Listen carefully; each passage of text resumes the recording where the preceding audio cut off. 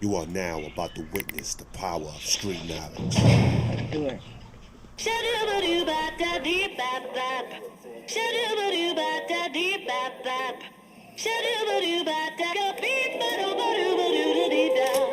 This ain't for people who think violence ain't the answer. This is for FOI, black gorillas and black panthers. This is Farrakhan with a pair of bombs. This Moses in Egypt freeing his people from the Pharaoh's arms. The American statement to murder us on pavements, then tell us they ain't racist and all niggas stupid cavemen. This is my rebuttal. Ain't shit about it subtle. Fuck the police, sincerely Tesla from the struggle. This country got it twisted. The soldiers I got enlisted are brutal, bullet ballistic, meaning that we're sadistic from years of fighting the system. So ain't no cop killing me. Death coming free, so my bullets be a trilogy. Allahu Akbar, protect me from these mock laws. Let my fists be strong, I hit them until they lock jaws. My power's attack foes, I live in attack mode. I'm done seeing sons get put in them black holes. There will be no peace without justice. There will be no unity while there's poverty. See, racism isn't about you. It's a system, and only systems combat systems. Came in the door, I said it before. I never let the white cops harass me no more, but they fighting me, sniping me. I can't hold them back. I'm searching for a sign. I got to react, cause prisons getting filled here, graveyards filled here. What more can I say? They getting killed here. It's kinda funny they call us the minority until it comes down to cop killers and poverty. The death rate, oh now we the majority. Can somebody please explain this anomaly? Obviously, structured racism placed all the hate in him, even if he got a black face on him. Don't be surprised if my black blood splatters from a black man screaming Black Lives Matter. Still ain't nothing changed from the slave days to today. Emmett Till soul screaming justice for Freddie Gray. We need understanding. We need patience. What we really need is love. See, hate can't erase hate. Understand, only love can. Whoop, whoop, that's the sound of the beast. Bang, bang, bang, toe tag on their feet. Whoop, whoop, that's the sound of the police. Unknown black man laying dead on the street. Serial killer, the real drug dealer. Domestic terrorists, wear them caps cause it fit. Kill my generation and then tell us to forget. We won't forget black power, pound for fist. Paradigm shift exposing all the lies. Please killing women say it's suicide. Tired of hearing other mamas cry.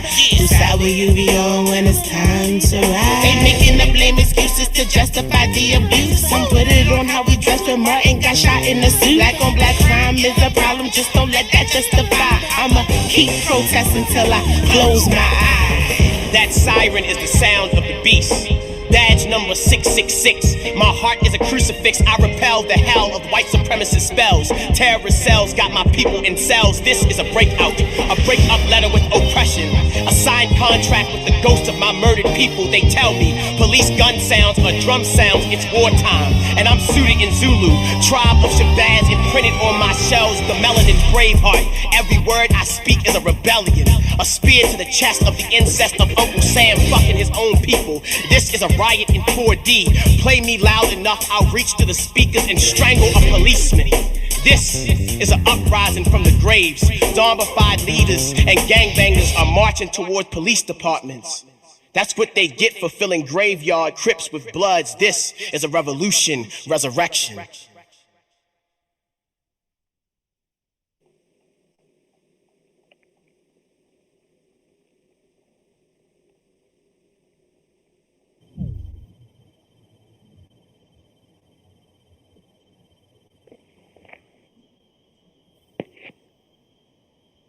West, and for the entire body of people that have been abused and experienced violence from the police. Our host is Tawanda Jones. Mic check, mic check. Mic check. Mic check. Mic check. Yeah, so thank you, Brother Ben. This is West Wednesday, like he just said.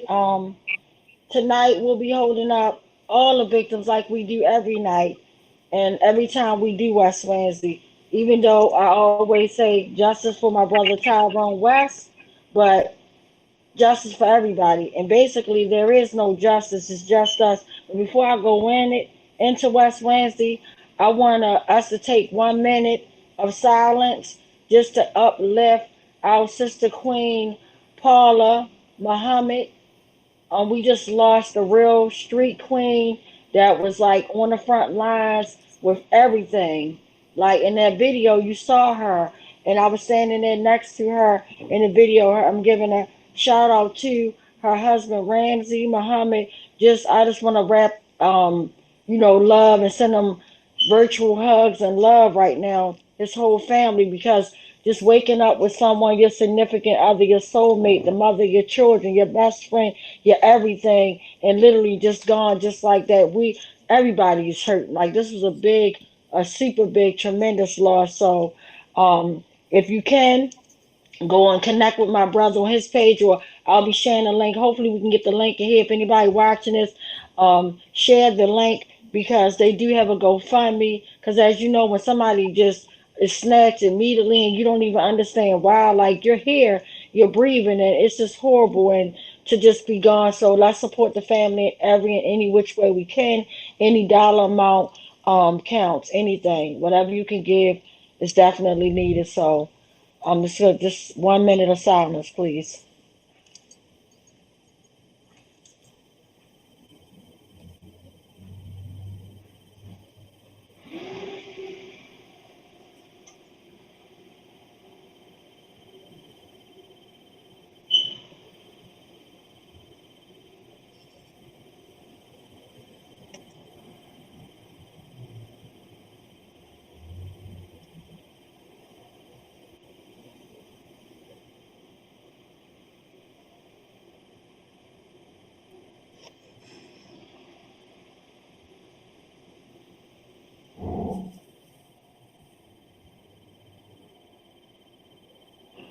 Thank you. And those that are just joining, we took a moment of silence to pay homage, respect for our queen. We just lost our queen on Sunday, this last past Sunday, and I'm uplifting her name, Paula Muhammad. I'm uplifting her husband. I'm uplifting her children and her whole entire family and everybody, including us on here that loved and cared about this queen. So again, if you can share, donate, or do whatever you can to support this family, please, let's do it. She always supported. It was never a time that this queen would not come out and stay in the solidarity. I remember times she would bring her whole family, her son and daughter, husband, like everybody, like, and just come and sing, and had a beautiful voice, beautiful queen inside and out. So again, my heart goes out, and that's why we really need to love on each other. Literally, like no days, unfortunately, is promised to us, and it's just sad. Like we lost a real queen. Genesis days, y'all. So, Tawanda, yeah. the link is posted on the comments in Facebook now for the GoFundMe for Paula Muhammad. Thank you so much, Uncle Bill. So yeah, so thank you. So the link is posted. So I'm asking you guys if you could please share whatever. I know we are in difficult times right now, dealing with a pandemic and just so many issues on top of issues. But whatever you can donate, please support. Thank you so much. But anyway, also moving right on, just jumping into West Wednesday. As you guys know, my brother Tyrone West was brutally executed on July the 18th, 2013. And normally we play a real video of real people, real witnesses, real victims, and everything about Killer Ruiz. We knew that it was 5 to 6 people leading up to my brother Tyrone West being brutally murdered. And we found out literally with the ACLU damning report that there was 18 other additional complaints, and that's just utterly ridiculous. And so yesterday, when this trial coming out with George Floyd, and that's why tonight my guest is real special. Like every time we have a guest on here, everybody's special. Because just last week we had the sister of Antoine Black. We had Latoya on here, and she really shared, and we talked about the Dog and Pony show that the medical examiner's office, did, especially David Fowler. He had the nerve, y'all, to actually go and testify when he sat up there and just lied on black men, women, and children that are murdered by police officers. And the saddest thing is, he gives the same damn report. It's just a different name. I'm surprised he didn't slip up and say the wrong person's name on his medical documentation. Because in my brother's case, he lied. He basically said my brother had, a bad heart, that he basically set him up to basically say that he died from excited delirium without even saying it. Just basically saying, he had exuberant strength. It was hot outside. He had a heart attack. His heart failed. Drugs in the system. Everything he said was a goddamn lie. Everything, including drugs being in my brother's body, in his system, even including drugs being on my brother's person. Ruiz, the first killer cop, the one that we always show you the video about, he basically lied and said that my brother got combative when he noticed a bulge of socks in my brother's socks when he sat down on the curb and his pants leg pulled up. Well, guess what? A liar can't even lie straight, because my brother had on knee shorts that came to his knees, and he had on ankle socks and no drugs. And then, interestingly, 2 years later, after he came out with all that lies, the foolishness, we proved them wrong, because guess what? No drugs were never tested, never submitted. There were no drugs. But literally, I wouldn't give a damn if there were drugs. You had no right to be judge, juror, and executioner, to allow 11. And the crazy part, this so-called investigation, it's been going on 8 years, and we still don't have an accurate count on how many animals, how many maniacs were beating one unarmed man. That's sickening. That's really sickening. That says a lot about this dirty system that we deal with every day. So, of course, with the George Floyd verdict being on yesterday and coming back, the world, I guess, was sitting around waiting to see if they were going to fail us again with foolishness or whatever, or give what they should do, and that's give us something that most of our families don't even get, and that's accountability. And it's just sad to me, and my thinking was, because George Floyd family got money first, I just knew, okay, I'm like, because they think that they can buy our silence. They think that if they take that checkbook out and write our family off a damn check, send us on our way, and that's it. And they called that accountability. Because I remember at the time, Mayor Pugh, when before she got into office, she promised to get a thorough investigation going on for my brother, which was a lie. She didn't remember me once she got in office. She knew who I was before. She knew who Tyrone West was before. But once she got in office, Tyrone West went out the window. She was like, who was Tyrone West? Who was Tawanda Jones? Type of foolishness. But then when she had a recollection of who we were, she pretty much said, oh, you guys did get accountability. Your family talking about some bull crap money. And I had to show her a picture where they hacked up my brother's body. And I told her, does this look like accountability? And she almost vomited her eggs. So I said all this to say that with the George Floyd verdict going on and the way that he was murdered, literally, that was the same exact way my brother was murdered. We had a 320-pound David Killer Lewis from Morgan State University, after my brother was beat to literally holding on, gasping for air. Witnesses describe as a fish out of water, literally gasping for air, face down in a hog-tied position after being pepper sprayed, tased in his neck 4 times by Killer Ruiz.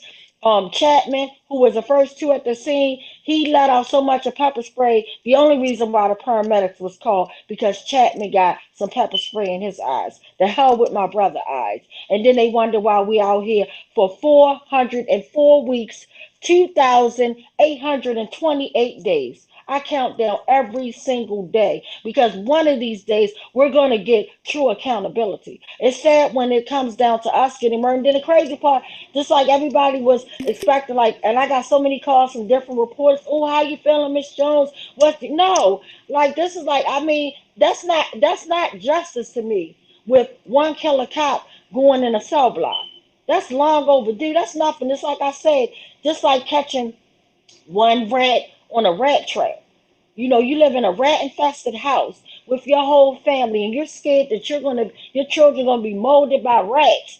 But yet, you catch one rat on a rat trap. Is the whole family gonna start singing "Kumbaya" and getting the best sleep ever? No, they're not.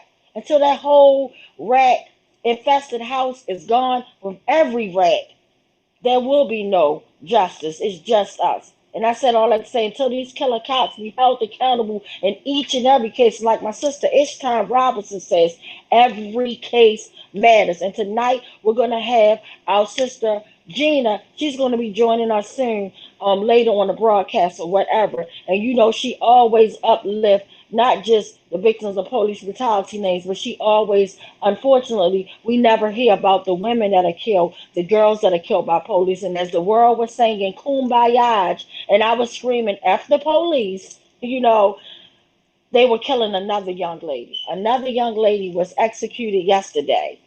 Her name is Makai Bryant, and executed, 15-year-old. So when I think about teenagers getting murdered by law enforcement officers, you know, and this happened in Columbus, Ohio. So when I think about that, I think about my sister Dion. Oh my God, I love this queen. When I met Dion, I couldn't do nothing but cry. Like literally, I went to New York to a big protest, in New York City. And every lottie dottie and everybody was there. But what was unique and what touched my heart and soul was what this particular, my warrior queen mother did. She posted pictures of her son, just like you talk about Emmett Till when he was murdered and they wanted them to shut the casket. And this mother had to post pictures of her son's body to let the world see what they did to James Riviere, a 16-year-old. 16-year-old murdered. I'm talking about executed in the worst way. And we had our sister on here before, but we're bringing our sister back on here tonight because she has a lot to tell us. And I'm just going to turn the mic over to her. And just by saying it, I love you, my queen, and I'm so sorry for what happened to your son. Nobody deserves to be brutally murdered, especially by people that's supposed to serve and protect. But again, my heart goes out. No mother should have to bury their baby. And she said the most profound thing when George Floyd was murdered, and I'll let her go into her story. But when she said that, that touched it. And every time I talk to reporters, I say, just like my sister Dion says, you know, we all heard it. So no further ado. Again, my sister Queen, I'm so sorry. I'm so sorry, but I'm so glad and honored that God gives you the strength every day not to just stand up for your baby that was murdered, but to stand up for all of us. And I just thank you so much. Mic check. Mic check. Yes. Hi everyone. I'm Dion Smith, the mother of James Rivera, who was 16 years old, who was executed inside of a garage, shot at 48 times, 18 entered his body with military weapons. My son was murdered a day before his 17th birthday. When I got the call, I was asleep. When I got the call of what happened to my son, but it didn't digest into my spirit or my knowledge that my son was shot like that by police. I thought it was maybe community violence. At that point I didn't know what really happened. And so I went to the scene and I seen polices and I seen them being very rude because I was asking them. They said that was my son. I seen my son on the ground. But you know, as a mother, you still not for sure. You know, everybody's hollering, you know, there's a lot of stuff going on. And the only thing I know I can do is follow the ambulance. Follow the ambulance. When I got to the hospital, I'm shaking, I'm crying, I'm hollering. And I said, they said that's my son. I carry a sock. I had gave his Medicare card, so you know, let them know they didn't have medical. Because a lot of times, you know, if you don't have medical, I'm thinking that they won't proceed, you know, service for him. So I got medical. I'm screaming and hollering. Next thing I know, I see a whole bunch of police, dogs, and I'm just saying, please, can I just hold my son? Can y'all please just let my son know I'm here? So whatever the damage is, let him know I'm here so he can fight. At that time, I'm screaming and hollering at the hospital. They act like I wasn't there. They act like that he didn't have no family. Found out as he had passed away that they had named him under John Doe. When he was arrived at that hospital that day, they had called him John Doe as 109 years old. My son was James Rivera. He was not a John Doe. He has a name, and he has a mother, and he had family that loved him. So get to the story. My son was executed here in Stockton. At that time, we didn't have no leaders to fight for us. I didn't have no guidance, no support on how to fight the system. Um, I remember Oscar Grant was killed at the bar. So after I put my baby to rest, only thing I knew is how to go there to try to get some help to bring the stock. So when I went to Oakland and I was crying and I couldn't explain to the people of what just happened to me because I didn't know how to talk to represent my son at that time. And I went there and I asked for help. And you know what? As mothers that lose our kid, you're lost. You don't know that you have a voice. You don't know what you could do and what you can't do. A lot of us don't have the education. A lot of us don't have the willpower, but we want justice. So I went to Oakland to get the support to bring it back here to fight for my son. A lot of people thought this was a dog and pony show, but it wasn't. It was a life has been taken, and I need your services and your support to come here. I marched, and I went to city to city asking for help. No one came to Stockton. No one came to Stockton. Yet I had to raise money the best way I know how to be able to purchase buses to get people to come to Stockton. I was able to raise money and I was able to feed the people who came to support me on the issue of what's going on in Stockton. I was able to not only fight for my son, found out it was many more families that was killed in Stockton. And it really shook my spirit that we live in a city that is racist, that don't stand up when they see it hit home. But we can go all over the world to be as somebody else that came fight for the people that need help in their own city, their own backyard. So I became an activist for my city. I had to learn. It was hard. It took me 10 years to be able to be where I'm at today. Um, my son didn't deserve to be shot like that. There are a lot of issues that they still today have not talked about. My son was in juvenile hall. Yes, he was.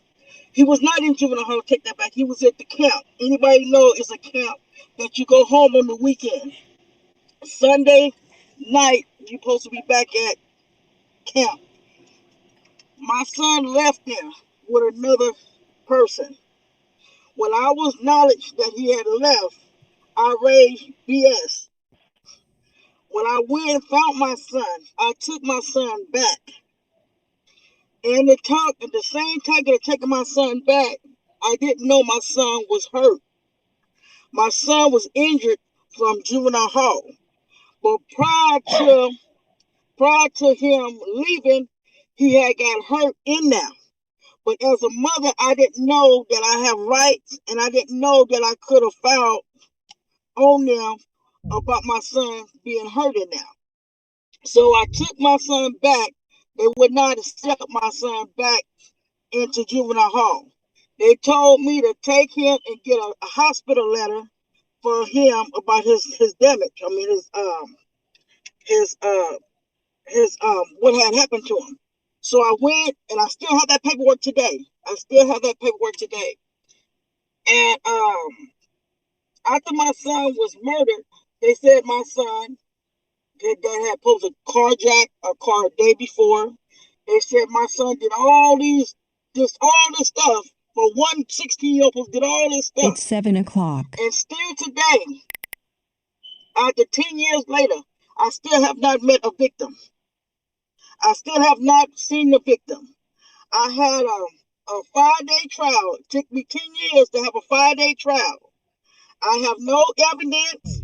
I have no witnesses. I don't have nothing regarding what they said my son supposed to do.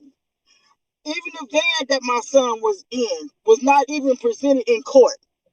My son wasn't presented in court. They was talking about me, a mother. Yes, I love my son. My son did not deserve to die. But at the same token, they did not want me to settle. I mean, they wanted to settle with me. I didn't want to settle. If I wanted to settle, I would never have to even push the issue to go to court. They've been trying to settle with me, I think it was 3 or 4 times. They tried to settle with me. I said, I'm going all the way. Then they asked me, what you want, a TV deal? I don't want nothing. I want justice or give me my son back. That was the point. That was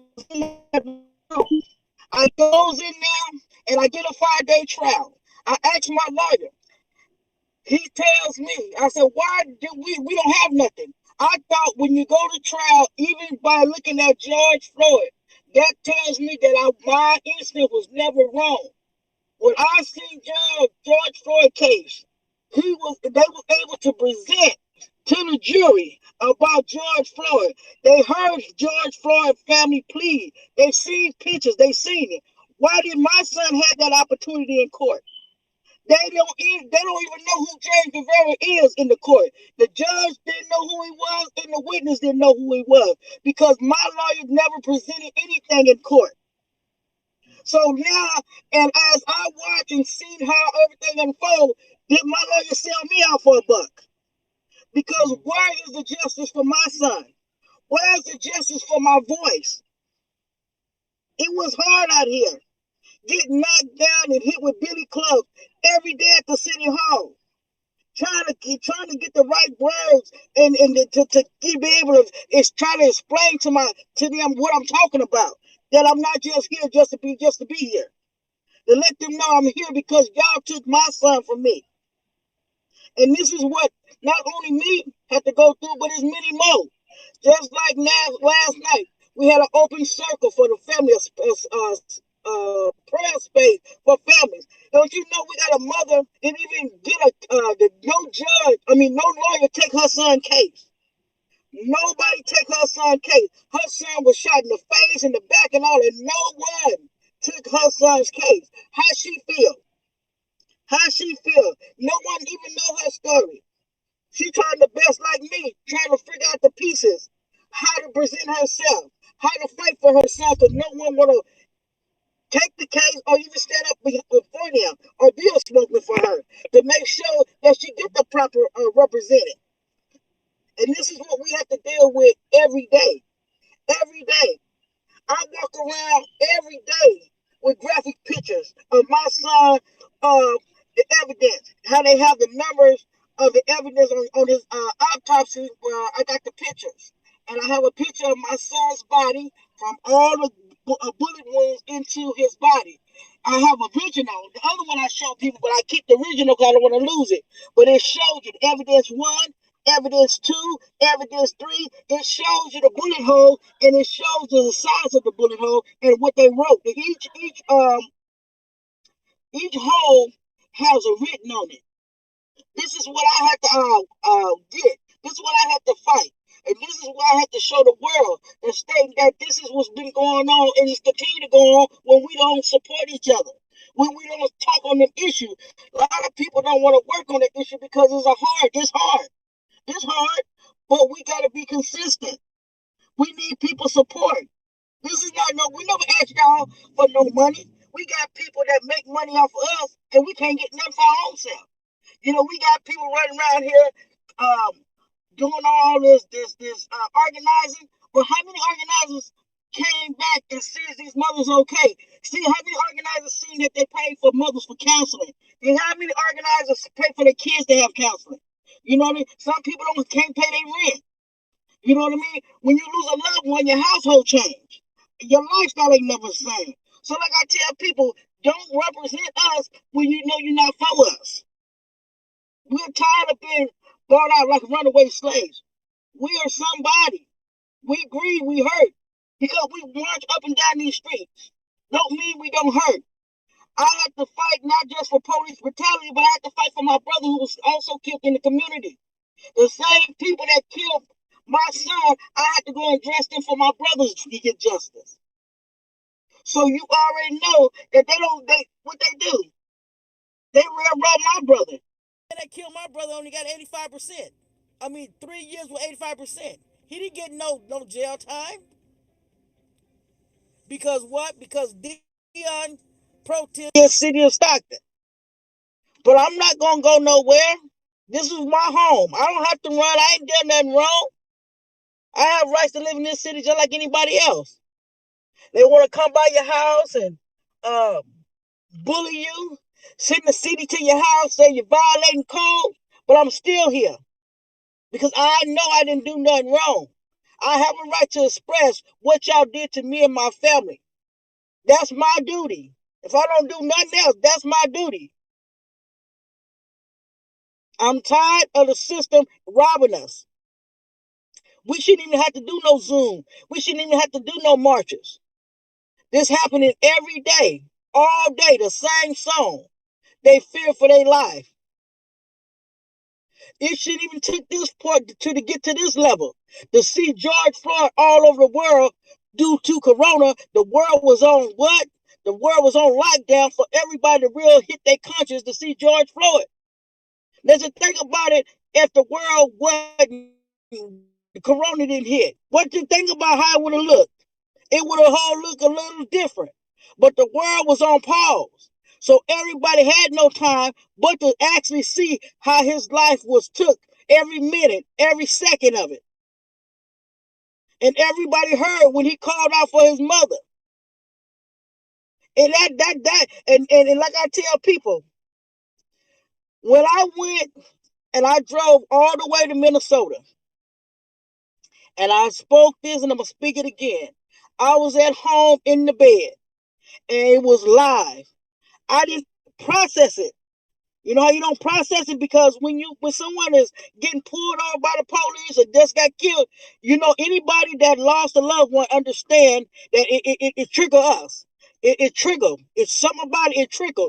I don't care what it is, it trigger you. And when I seen that, I'm gonna tell you how it is. It fucked me up. I'm gonna keep it real. That's what it fucked me up. And I tried to put it on to rewind it back. But at that time, I'm still learning on this computer that I had to wait till the video is completed to order to rewind it again. Once I rewind it to see it the second time, that's when I called my sister Lisa. I said, we need to get to Minnesota. So she said, Dion, I'm going to call a couple folks out there, and then we're going to get the support that we need. We're going to go out there. When Lisa called out there to Black Lives Matter, if I'm not mistaken, they told us they didn't need us out there. I told Lisa, we going out there. And so what we did, we couldn't get a rental car. We couldn't get a rental car. So we ended up taking a vehicle that I had. We put some tires on it, and we drove from Stockton all the way to Minnesota. We got lost, but we went there. And I went there on the note that when he called for the mothers, what that meant to me, and he spoke to me in the universe to tell the mother it's time for us to come together as one voice. It was time for us to come for change because he knew, the universe knew that all of us out here fighting for a call for change, but we all divided. It was time for us to all to come together.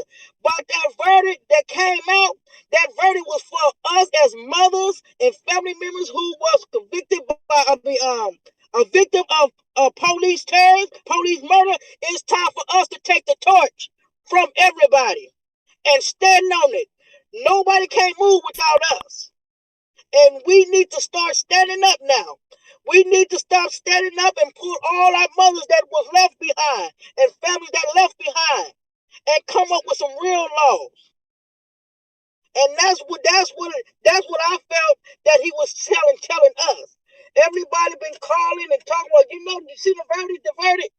Why everybody is worried about the verdict when everybody should have been on board? We shouldn't have to see this man die on Facebook for somebody to hit a conscience, to somebody to organize. It shouldn't have. And it was sad that it took somebody to wake up and say we need a law passed. It should have been already in effect. It should have been already in place where George Floyd should still be here today. And many more families, loved ones should be here today. But what that did do, that now our family got to be more careful because they mad. Who gonna be next? Because they mad and they gonna come up with another. See, when one law comes, they already plan for the next law. Mm-hmm. So now we got to be prepared and educate our family. We got to be more careful now. Because now they talking about putting this man in prison. We don't know if he's going to go to real prison. Because you see what they did to Oscar Grant. They gave that man, what, 11 months? For killing Oscar? That's no jail. So we already know at the end of the day, it still go back to the DA's hand. The DA the one to prosecute to give you the time. So it's still a battle. So we still out the clear. So I asked the question to the world. Where do we go from here? Why do I gotta cry? Why do I have to be a grieving mother? Why do I have to beg for support? Why do I have to get on live to cry for you to step and help me and help other families? Why do I have to ask y'all to help us when we all torn apart? Because we got something going on with us. We ain't offering counseling. We don't got no support. My life is never the same. Sometimes I'm in my car, I cry. Sometimes I'm in my car worried. It's never the same. You send your kids to school, you don't know if your kids gonna make it back home. You send your kids to over here, you don't know if you're gonna come back home because I just protest and I don't know if they're gonna go and hijack my kids at school. So there's a lot of stuff that I deal with every day. I got 14 kids and I'm proud to tell the world I got 14. They minds. They my 14. And yes, I know one is missing. They minds. I never know what my son would have been. I don't know nothing what my son could have had a family, could have got married, could have went to jail, whatever he could have been. You took that from me. I would never know. It will always be a guess. But one thing I know that I know one is missing. When all my kids come in this house for Mother's Day, when my kids came to my house for my birthday, they gave me a surprise birthday party. I knew one was missing. And I was sad. You're supposed to be happy on your birthday because God bless you to see the next day. But I'm sad because I know one was missing. And then it triggered that they took my son from me. My son didn't leave from me. He didn't die from being sick. He didn't die from being whatever it may be. He was murdered by a system that we pay. We pay a system that kills us, lie on us, and frame us. That's what we give our money to. And all the system, they don't stand with us. The system turn their head. Only time the system would like to talk to us is when they're getting reelected. When they want some laws to change, that they've been good servants. But what about the rest of 365 days out of a year have you done for our community? What you have done for these families? So like I tell everybody, it's bigger than that. It's bigger than George Floyd. But how long? The question is, how long do it take for us really people to wake up, especially my black and brown people? Because we're the only one that's lack of getting up off the couch. We good of gospel. We good of doing all the other stuff. But when it comes down to really fighting, where we at? So I ask my black and brown people, it's time to rise. It's time to connect. It's time to, because if you don't love you, you can't love this fight. I don't care if the fight in New York, Baltimore. If you don't love you, then what? Because if you love yourself, you need to make a stand. Because you could be the next victim just as well as me. And I call and I point at everybody who on Instagram and Facebook. You watch Basketball Wives, you watch all them TV shows, making them millions of dollars. Get up off the couch. Get off the couch and help save some lives. That's all we ask, and it's free. Help save some lives. It's free. We need you more than ever.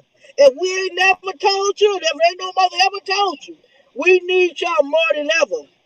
Our life is under attack right now.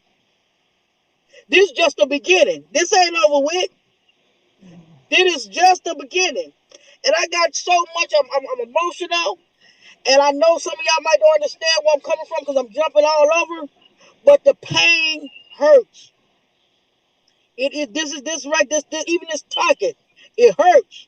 It hurt to my core. It hurt to know that I had to come on here and cry. Come over here to plead. Come over here to try to uplift, to wake y'all up, to let y'all know this is emergency. This is emergency. And all my high profile mothers and my profile dads, please, if you got any good intention and any love for us, please tell the truth.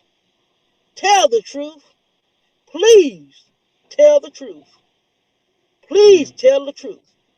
I know what they do in the wall. Because don't forget, I was in the wall. But you have your duty to make this better. You know what they told y'all when they had you in them four walls. And we're not asking about all your business. But what we asking, don't you think it's time for real change? Don't you think it's time for real change? And I'm going to leave y'all at that note. So all you high profile, stop letting them croak the movement and come and keep it real. Because me and you share the same pain. Me and you had them missed nights without our child. Me and you sit at them hospital and weep. So you really know what needs to be done. And I'm calling on you, high profile mothers. Let's get this together. It ain't time to be divided. Stop letting them call us and divide us by legacy weekends and high pro. Let us be as one voice, one fight. Because I can't do it by myself, and I sure know you can't do it by yourself.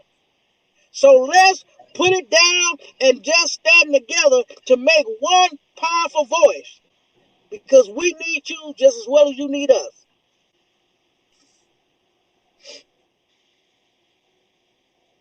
Mm-hmm.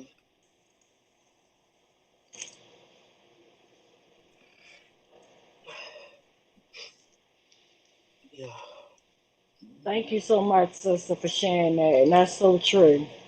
Like you said, one cause, I always said one fight and one purpose. We all need to pull together. I'm so sorry you had to come on here crying. I want to check in, Marcella. Do we have any questions or comments?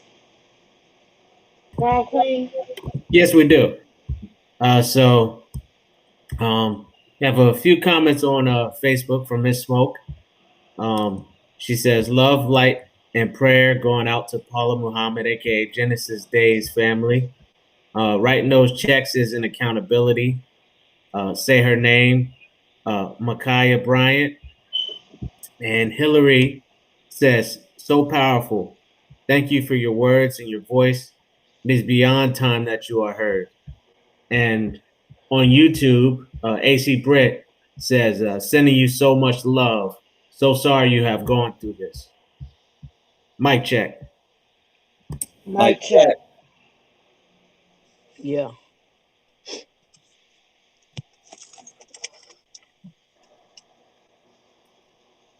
So, do anybody want to ask our sister queen or share any comments with our queen from West Wednesday Coalition now?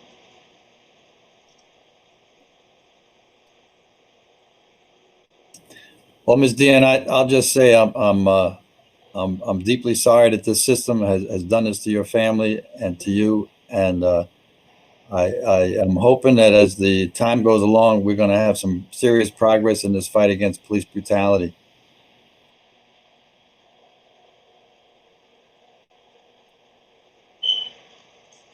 Thank you, Uncle Bill. And Sister Queen, I just wanted to say that I love you and I just thank you so much. Like, no mother should have to go through that type of pain. And people don't realize, when they murder our loved ones, this is what, and they don't understand. I'm glad you pointed out that each and every time they send our family through the night, and every time we hear about another person getting murdered or killed or whatever, it opens up our family members' casket all over again. All over again. So the pain is definitely real and everything. And I just definitely want to thank you. And if you want to hold on, you can. And I want to know something. Can you share information on how we can support you in any way? Yes, yes, what I'm trying to do at this point is I'm trying to organize a retreat for mothers in Stockton, California, and also bring some mothers to stand with some of the mothers in Stockton to let them know that the world hears they cry as well as they heard mine. And so I wanted to do a retreat. It will be our first year and first time doing a retreat in Stockton, California for the mothers who lost loved ones through police terrors. And they can also support us. They can go $Dion Smith 14. Okay, so y'all heard that? That's Dion Smith 14. Mm-hmm. Can you spell it to make sure that they're going to spell it right? Because I know it's several ways to spell Dion, and I want Okay, to make it's sure they get it. Dion Dionne Smith Smith 14. Okay. And again, And we guys, will we will be having a GoFundMe up. I got the young lady that's gonna put that up, so be looking out for that on my page. I'll be sharing it as well. thank you, my queen. And again, please, guys, donate. Because this mother be like going in her own pocket. You heard what she said, and she's not making this up. Literally, I follow her. I follow everybody that's in this movement. And I seen her, and we were praying for travel mercies when she got in her car. She beat all of us there. She beat all of us there. She was driving. We kept saying, Dion, be safe. Dion, be safe, please. Like taking our own gas money, just like I do. We take money out of our pockets. We don't have nobody sponsoring us. So please, any dollar, anything that you can give to support, and definitely says when this retreat kick off, do you have any time like frame when it's supposed to happen? Because I definitely would love I'm to trying to join do this. it in July, the second week of July. Okay, all And right, well, so cool. one We'll thing keep you also I wanted to posted. tell everybody, I would have normally been fundraising, but I'm starting off a little late because I just had surgery Thursday. And it's like I want to tell everybody self-care. I'm supposed to been had this situation issue done, but I was just so scared of the fact to be put to sleep for this surgery. So now I got this out the way so I can still continue to fight a good fight.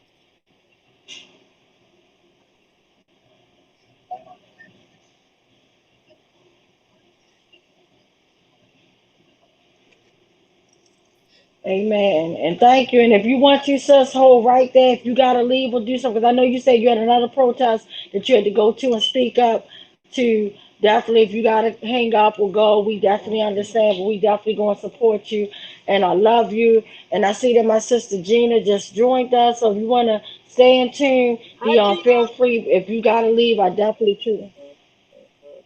Yes, and hi, Gina. And I heard you yesterday online, and that touched me as well. And you was on point, sister, for what you said. And I got seen it. I heard everything you said last night. So thank you for being the warrior sister as well.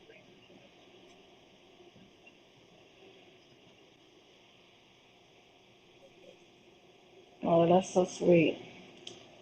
Yup. So, no further ado. Before I bring my sister Gina into the conversation, I want us to wrap our arms and send lots of love and prayers because we know what happened to Stephon Clark. He was brutally murdered in his grandmother's backyard, and right now, she's like not really feeling too good right now. I'm not going to discuss her personal business, but let's just lift her up in prayers, lift her up in love. Our sister, Miss Thompson, let's just show lots of love for this queen. And she always showing love to us. So I'm be praying for our queen and sister, and just like that. So thank you guys for tuning in. And no further ado, I'm going to bring up our warrior queen sister, Gina Best. And I think that name was basically given from God, because when she got Best right there, when I say she is the best person that brings the fire, the flame, and like brings the true heart, because her beautiful daughter, India, was murdered, brutally murdered. And the crazy part, they try to wipe out a whole damn family. It is horrible. And it's just sad. And just to see moms go through this, to see any family member go through this, is very traumatizing for me. So before I start crying, I'm just going to bring our sister Gina to the conversation. Mic check. Mic check. Mic check. Gina, you're muted.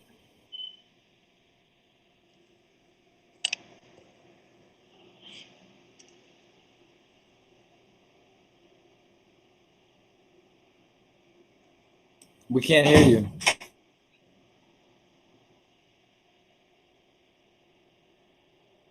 So Gina, I don't know if you're on a cell phone or a laptop. I know if you're on a cell phone, you'll see a microphone button. Just hit that button, and then also we can't see you. I can't see you. Can you guys see her face? Because you can also turn your camera on as well, and you hit the button, and it will take your mic, off, and we'll be able to hear you. It'll turn your mic on. I'm sorry. I could see her before. She may have to leave and come back again to get sound. Oh, I see her now. It looks like you're off mute, but we still can't hear you. So sometimes, like when we get phone calls, it bumps off. I have to even hang up. So hang up and come right back on. Just like hit the end button and come right back on, and it'll probably give you sound again. So as we wait for our sister Gina to join us again, I just want you guys to keep in mind, you heard the powerful, painful testimony of our queen Dion. Literally, she lost her son, and this queen keeps on going. So you guys, I wouldn't wish this pain on anyone. And like we all say, we wouldn't wish you onto this side of the family or on this side at all. You don't want to be here. And what can we do? The question becomes, what can you do to make sure that you don't go through this type of pain that's torturous, that you're suffering? Like literally our loved ones are murdered, but then they're going to a sacred space. We are left traumatized and forever suffering right here on earth. And it's not the way God intended it for us to be in here suffering and living in pain and strife. This is horrible. But what can you do to help stand with these families and make sure that we get true accountability? That's what you guys got to think about. And I also, while I'm talking and we're waiting for Gina to join us, the same way that killer, Derek, had his knee on his neck, that same pose, that same position that he had kneeling down. Keep that same position while you rotting in hell. Keep that same position. And good luck reaching for the soap. Mic check. Tawanda, I just want to let you know, Sequita Thompson is here in Jitsi with us. Yeah, she's probably just listening because, just like as a guest is listening, but she's not going. I didn't know she was in queue, but she's just going to be listening. She's not going to be speaking at all. But I'm glad she's here. So we love you. I didn't even know she was here, but thank you, Uncle Bill, for letting me know she's here. But she's not definitely going to speak at all because she's not feeling well. But we're sending you oceans of love, virtual love, everything. So did Gina join us back again? Not yet. Not yet. Okay, hopefully she will be joining us soon. So, real quick, while we're waiting for our sister Gina, I'm wondering, do we have our homicide list as well as our police brutality list? We have the police brutality list, yes. Okay, is it a lot of names this week? Unfortunately, I hate to ask that. 14 people in the most recent week. Oh, wow. Oh, wow. So I'll give, and that's terrible. 14 new names added to a list that shouldn't even exist is disgusting. And people don't, and the crazy part, Uncle Bill, I'm glad you said that. People really don't realize how Oh, I see our sister. Great. So can we but people don't realize how real police brutality is, unfortunately, until it hits them. It's just sad. Like we need to do something now. Gina, can you say something, please?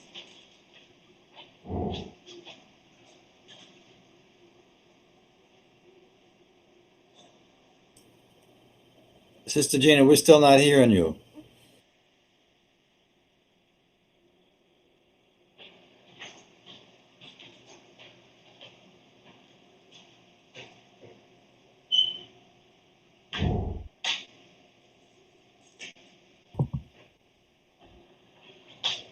We see you, but we definitely can't hear you.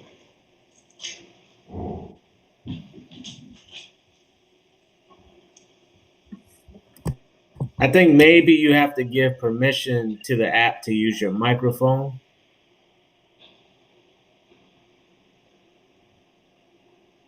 Um,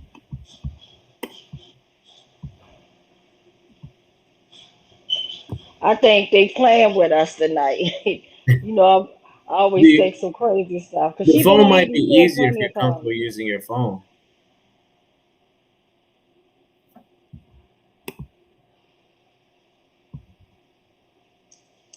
If I lip read correctly, Gina, you said you're going to switch to the phone? It looks like she's going to do that.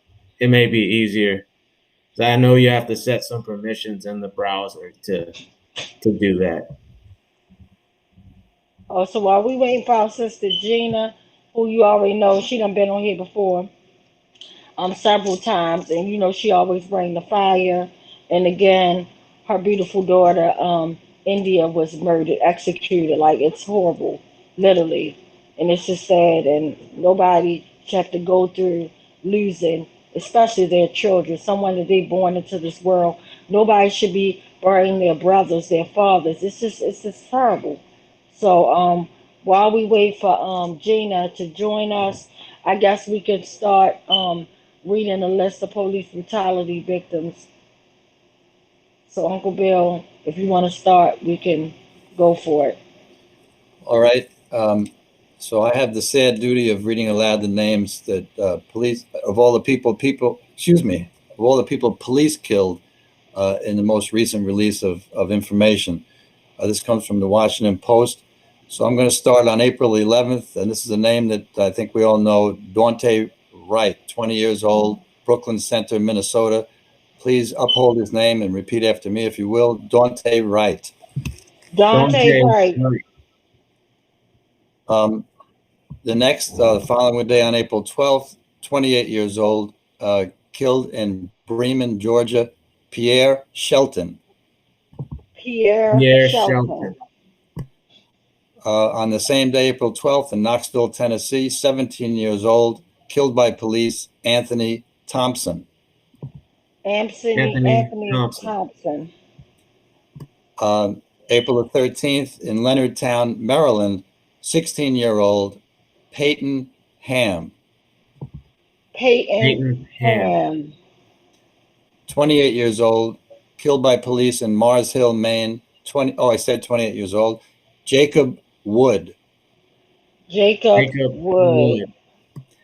In Houston, Texas, 46 years old, on April the 14th, killed by police, Marcelo Garcia. Marcelo Garcia. In Honolulu, Hawaii, also on the 14th, 29 years old, Lindani Mayeni.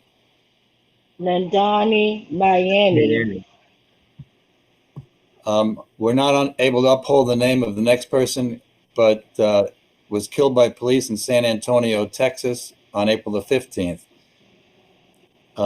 Once again, in San Antonio, another person killed on April the 16th, whose name has not yet been released, and I apologize that we can't uphold that person's name. And a third person in San Antonio, Texas on the 16th, killed by police, name also not released.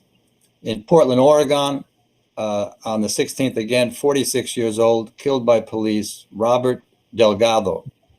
Robert Delgado. And in Alameda County, California, on the 17th, and this man, his name has not yet been released, so unfortunately we can't uphold his name. And I apologize to the family for that. On April the 17th in Winter Haven, Florida, 52 years old, Larry Jenkins. Larry Jenkins. On the 18th, in Burnsville, Minnesota, and this man has not yet been identified. And once again, I apologize that we can't uphold his name at this time. And he's the last person listed, but I want to mention, as we did at the opening in tonight's West Wednesday, that Makia Bryant was killed by police yesterday, I believe 16 years old, and she was the one that called the police for protection. And they came in very short order, put her to death, and stole her life. Shame on this system that does that to people. If Gina's not here yet, so I'll also mention, many of us looked at it as a victory yesterday that the verdict in the Chauvin trial found him guilty on all 3 counts. But I want to make an important point in regard to that. And I'm going to read you a little teeny, it's about 2 sentences out of the New York Times this morning. It says, the murder conviction of a police officer is an exceedingly rare event. There have been only 7 murder convictions of officers for fatal police shootings since 2005, according to Philip Stinson of Bowling Green State University. That suggests that the chances of a killing by the police leading to a murder conviction are about 1 in 2,000.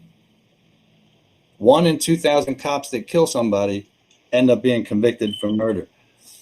So as we go forward with this struggle, yes, it was good that we saw the conviction in the case of the cop that killed George Floyd, outrageously killed George Floyd, but that's 1 in 2,000 cases. And what about the other 1,999? We've got to continue the struggle. Mic check. Mic check. Mic check. Absolutely.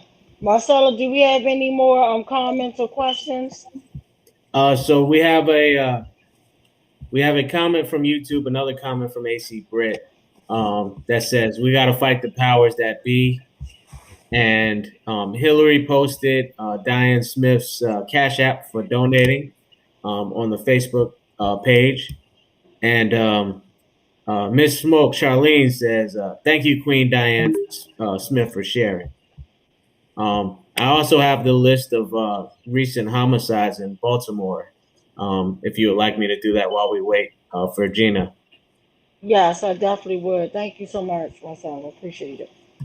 Okay. So starting from April the 8th, there's 10.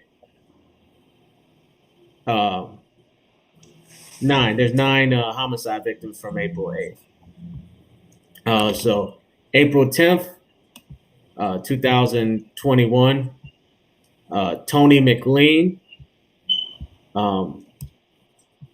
Tony McLean. Doesn't say his age.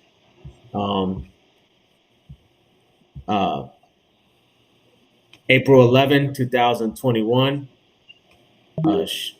Shamar Austin.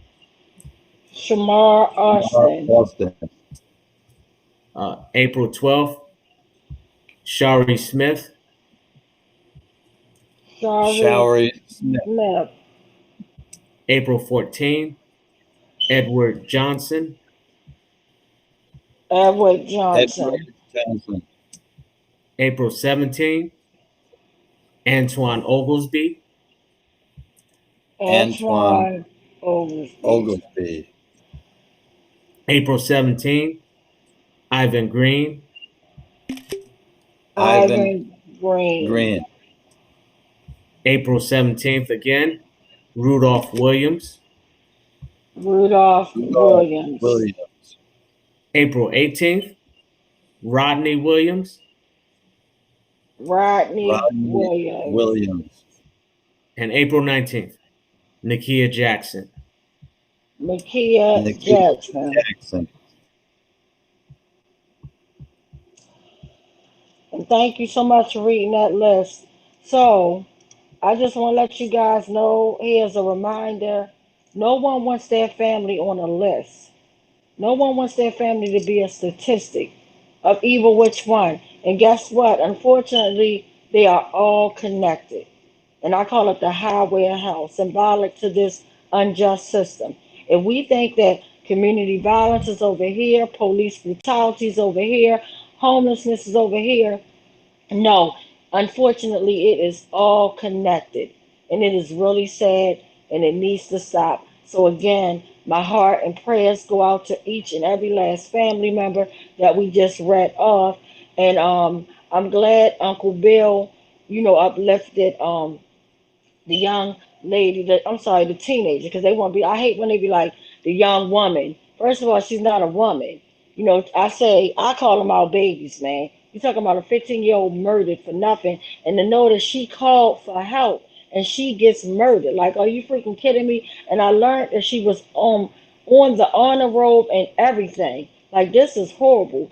And I'm so sorry that I have to bring our sister Gina, because I know this is traumatizing. It's triggering her off. It's just horrible. I had to bring Dion our sister Queen Dion on here when we were talking, just any of these family members, including myself. It is horrible. Like, I haven't been asleep in the past weeks. Literally, I've been getting an hour here and there. My mind can't unwind because it's way too much. And then right now, they're already setting up for Chauvin to get off with these murders, because they're already trying to blame Maxine Waters' foolishness. But yet, when we had Donald Trump, Donald Trump, I call him. When we had him in there saying any and everything, he was the one giving them hits and orders about put that knee on our back and neck and rough them up. Ain't nobody say nothing. But now all of a sudden, because Maxine Waters said a few words, now they're trying to say, oh, this is a good reason. The judge should have did this. The judge should have did that. I'm sick of the bull crap. I'm tired. And I think about Keith Davis Jr., all the stuff we saw unfold in that courtroom, case after case, like trial after trial. I'm sorry. This man have been up more times than I've ever seen. I've never been in a courtroom that much for the same person. It is utterly ridiculous. Somebody trying to bury alive, and nobody never took the time to really say all the stuff that was going on and call it out. But yet, somebody make a few comments, you trying to get it thrown out. They bet not dare play with us. So no further ado, I see our sister Queen Gina is back in queue. Hopefully we can hear her this time. Mic check. Mic Mic check. check. Can you hear me? Yes, we hear you. Okay. Queen. I had to Awesome. go through my laptop. It didn't work on the phone. I do apologize. I had to work late, and actually when we're done, I got to get back to work. But I did want to join the family. And as Sister Dion was saying, I believe she's left, that yes, and to echo what you were just saying, Warrior Sister Tawanda, that what we're seeing are, I'm going to call them, well, like I said yesterday, maneuverings, where they really want to do any and everything they can to minimize what has been a scourge on our society since the inception. I mean, let's face it, the United States of America was built on violence and separatism. It was never one where it was inclusive of people who look like me or you or, Black people. And even then they had indentured servants, slaves, but then they changed it to Black because it was easily identifiable if we should run away. I mean, there's so much history. And then that was the inception of the police. The police were put in place to return runaway slaves, patrollers or paddy rollers, they were called. And the racism that's embedded and entrenched has not changed. The Derek Chauvin trial yesterday, to even hear I didn't hear everything that was said. If you all talked about the verdict, like everyone else, mixed feelings about it. And I'm not even sure if that was real. As a matter of fact, no, I will say definitively and emphatically, that wasn't justice. That was the first step for accountability. Mm-hmm. Not justice, because justice would have been for none of our loved ones, as we say repeatedly, would have never been killed in the first place. Mm-hmm. No law enforcement officer has the right while they're working or doing whatever they are on their duty to kill anyone. Everybody is entitled to due process of law, regardless of what their accusations are. Everyone is entitled to that. And they are repeatedly and constantly violating that over and over and over again. And disproportionately, it's Black and brown bodies. Disproportionately. But what really sticks out, and I think, family, you all can chime in and tell me your thoughts, is the entire polarization of the entire United States of America, where you could clearly see with your own eyes, and just by twisting narratives, they want you to question what you've seen, question your rationalization, question if what you know is right and wrong is right and wrong, just by literally manipulating the words in this psyop. Clearly, that's what they're trying to do. And the question begs as to why. Why? What really is the driving motivator behind racism and killing of our loved ones? And the police, when they do any and everything they can to cobble together stories that are not true, the destructive narratives that they put out that are not true. And not once have we really heard the police department come out and admit we were wrong.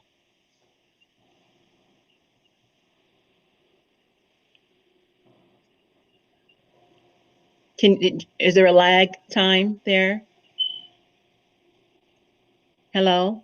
Nobody yeah, hear we you can loud hear and you clear. now. Oh, At first okay. it was like Okay, I dragging. just paused for a moment because and there was a pregnant pause. I'm in a better state today than I was yesterday, but it never goes away for us. And I had another mother immediately after the verdict was handed down. Rhonda Dormius, who is Corinne Gaines' mother, called me right away, and we just sat there and cried because it's a very peculiar feeling. I am very concerned that the placative statement by Biden and Kamala, and everyone knows I don't romanticize either of them. I don't.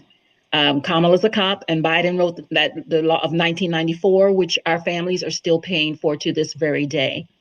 But for them to now say, well, we must do something, and I said that on my live, call together every impacted family, because you have activists who are out here enriching themselves. They're not doing the real gut-wrenching work. We cry for our loved ones. Our pillows are saturated with tears. So there is authenticity in our intent. But for a lot of these activists, there's not. They want the camera, they want the money. And anytime you heard the diversion of funds that went from Black Lives Matter National with Patrisse Cullors and Alicia Garza and Garcia, whatever their names are, that they're not centering the families. They're not centering the families. You know, they're taking that money where they can actually do good for those. I mean, many mothers, even like myself, have been homeless and have, I lost my home. And it's not that the currency, people think, don't confuse the two. We're not talking just about financial currency. We're talking about having currency of heart, where you literally are a person of integrity, who is not out there in the camera just trying to enrich yourselves, who is about, yes, we have to stop the killing, because what's happening is we have another generation right under that's coming up now. And Kamala, even to make it about herself, spoke of her mother and father marching and civil rights. Civil rights was 50 plus years ago. And nothing has changed other than a technology that now enables us to catch these murdering Neanderthals on film. It's beyond egregious. And I, for one, am full of rage, where, cannot be placated by saying, well, you should forgive.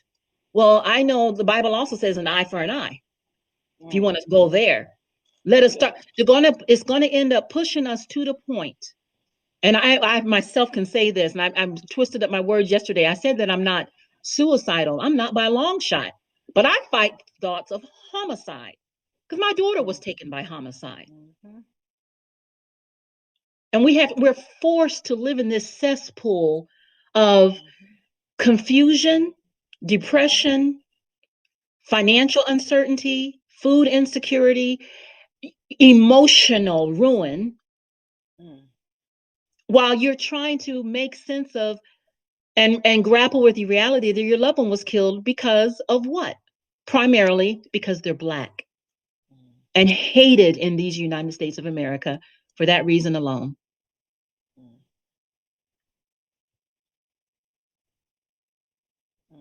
I'm giving it back to you all now because I can talk all night. Y'all know me. No, You I know. love it. No, I love it. Oh my God. Like you just hit us with some real power, truth, and light. Like I don't even know what to say. Like, oh my God. Well, I will Wow. share this with you, Tawanda. We know what happened years ago after the Freddie Gray. That's where you and I first met. And that's almost now 6 years ago.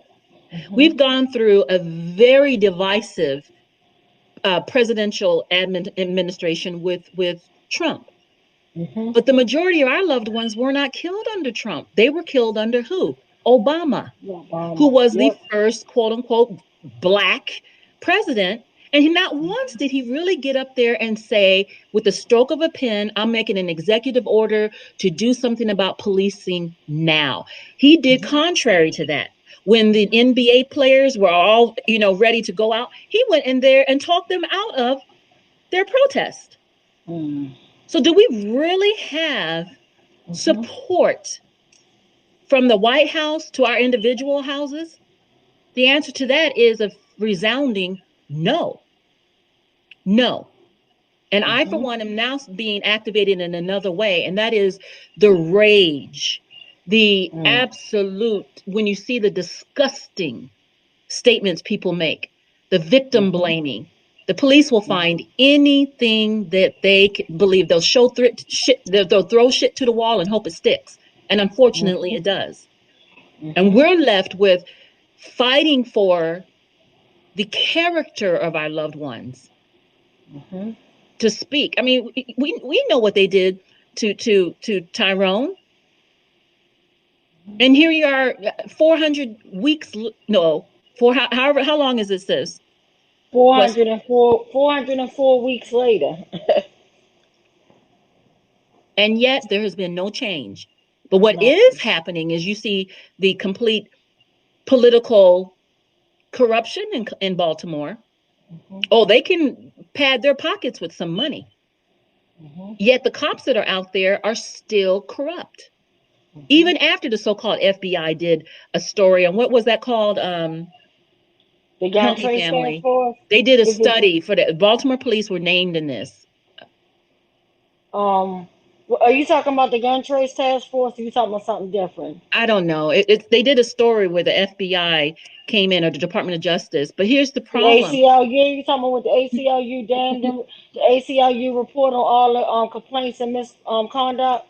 It was, yes. I don't know if it was the ACLU, but even with that, even when the police departments are under severe scrutiny, very little to nothing has been done.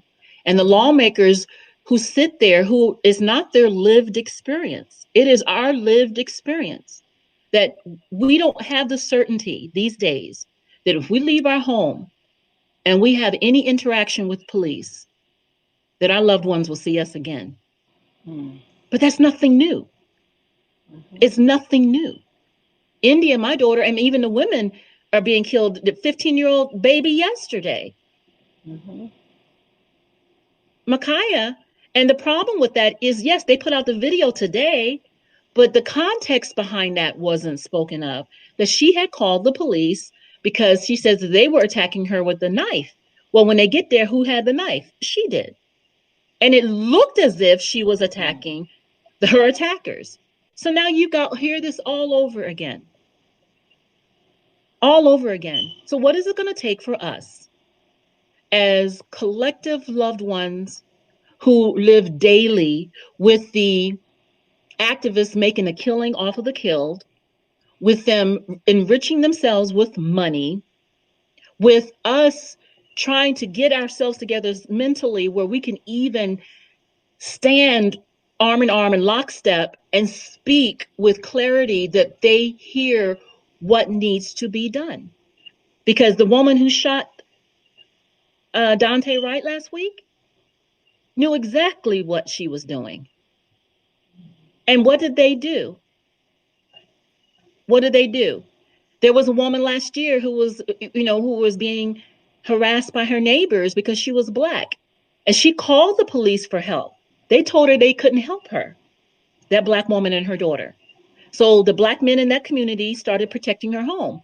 But we just saw Kim Potter kill Dante Wright, and the police the city erected, tax dollars, concrete barricades in front of her house and a fence to protect that woman's house, who murdered in broad daylight Dante Wright. The disparity, the contradictions, I'm fed up, past fed up, beyond fed up. Because something listen, we know that something needs to be done. We know what needs to be done. So what is the constipation? Let me use that. The constipation of where there is no moving forward. What is really stopping this?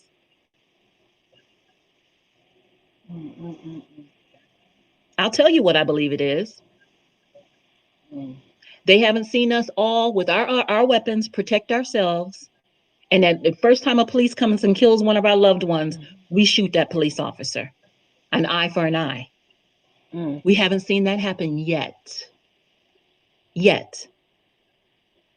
And yet, here's this. I'm hopeful that after yesterday's verdict, something will be done. But we're not stupid. And I see Ben is on the call. We're not stupid. Do you really believe Derek Chauvin is going to be in general population? Really? No. What they will do is that they will say they've got him on suicide watch. Then they'll put out something, at post-sentencing, he killed himself, which we know that that's not going to be true. They're not going to make him serve time like any other murderer must serve their time. They're not going to do that. I really believe that. They pull the wool over our eyes and give us a little crumb. But this murderer, you think they really are going to make him? The police unions and everyone is already calculating what they're going to do so that he doesn't serve, because the nation is that polarized. And it's most unfortunate. He should be amongst the brothers behind bars. He wouldn't last a day. And they know that. But it's his actions of murdering an innocent Black man and that herd mentality of all those cops that were there that permitted it. All right, family, I'm done. I'm just we're not falling for the bamboozle. I love to hear you speak. I want to come back to the question you raised a little while ago, and you talked about the origin of policing and the slave patrols. Yes. And they asked the question, why is it still going on today? Why do the police still function the same way? And it brings to mind all those people on the corner outside the Cup store watching as George Floyd had his life stolen, and they all desperately wanted to stop the police from killing him, but they all knew if they stepped out in that street and yanked Chauvin off of the body of George Floyd while he was still alive, that they themselves might be killed. There would be a high likelihood of that. And I think that the police exist today to instill fear among people who want to change the system. And the system still serves the very rich, and they want to control the population. And they know that the Black working class is the most rebellious and the most likely to lead a revolution. And I think that's why they come down the hardest on that part of our population. And in my view, that's why it still persists. I don't think it's just a legacy of the slavery period. I think they have reasons today for trying to maintain the profit of the rich and control the working class, and especially the potentially most bold and rebellious section of the working class. So that's my view and answer to your thoughtful question. And I would echo that. but yet none of us lived during the times of slavery. Mhm. We didn't live where in that time, and really even now we do have liberties where we can go where we choose to go, except for if you're Black. You don't have, I mean, yes, it's on the premise that we can do this, but you can link. What excuses do the police have now? They thought it was a taser. They thought a phone was a gun. They thought, I mean, what excuses are left? Mhm. I feared for my life. I, what excuses are left? Mhm. There are none, Mhm. but they will get together and find some way. And what is it going to take for those of us who are the survivors, who are directly impacted, and people like you all that have the heart to help? What is it going to take? Because, to say it's a powder keg is an understatement at this point. Mhm. As Black people, we have to walk outside. When we step outside, as soon as we see a cop, I mean, it's a landmine for us. So we had to tread carefully.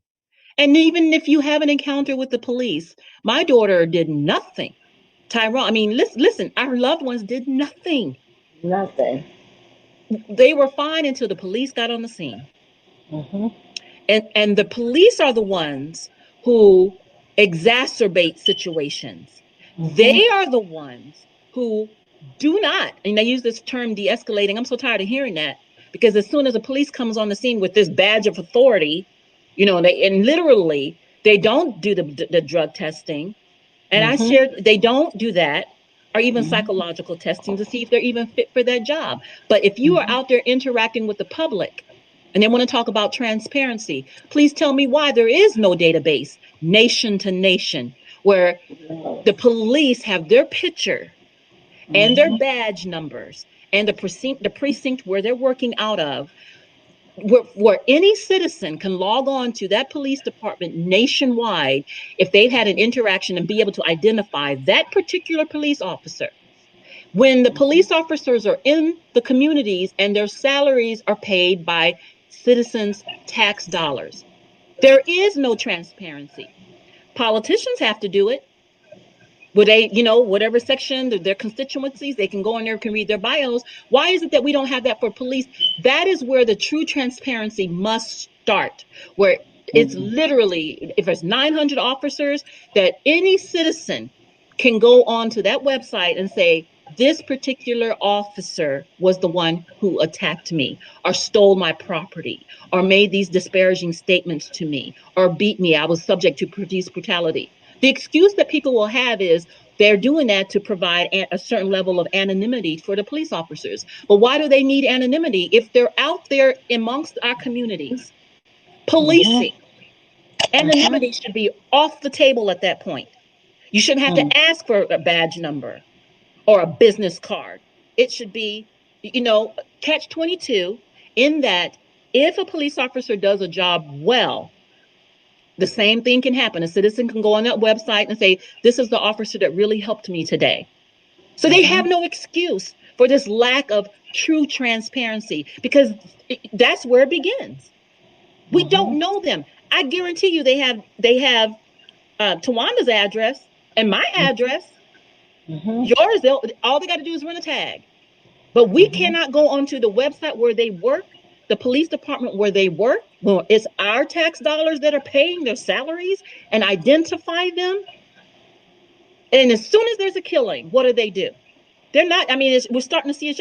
I don't even still have the pictures or the identities of the 16 murderers that were involved in my daughter, because there's nothing on the website. That's what I want to push for.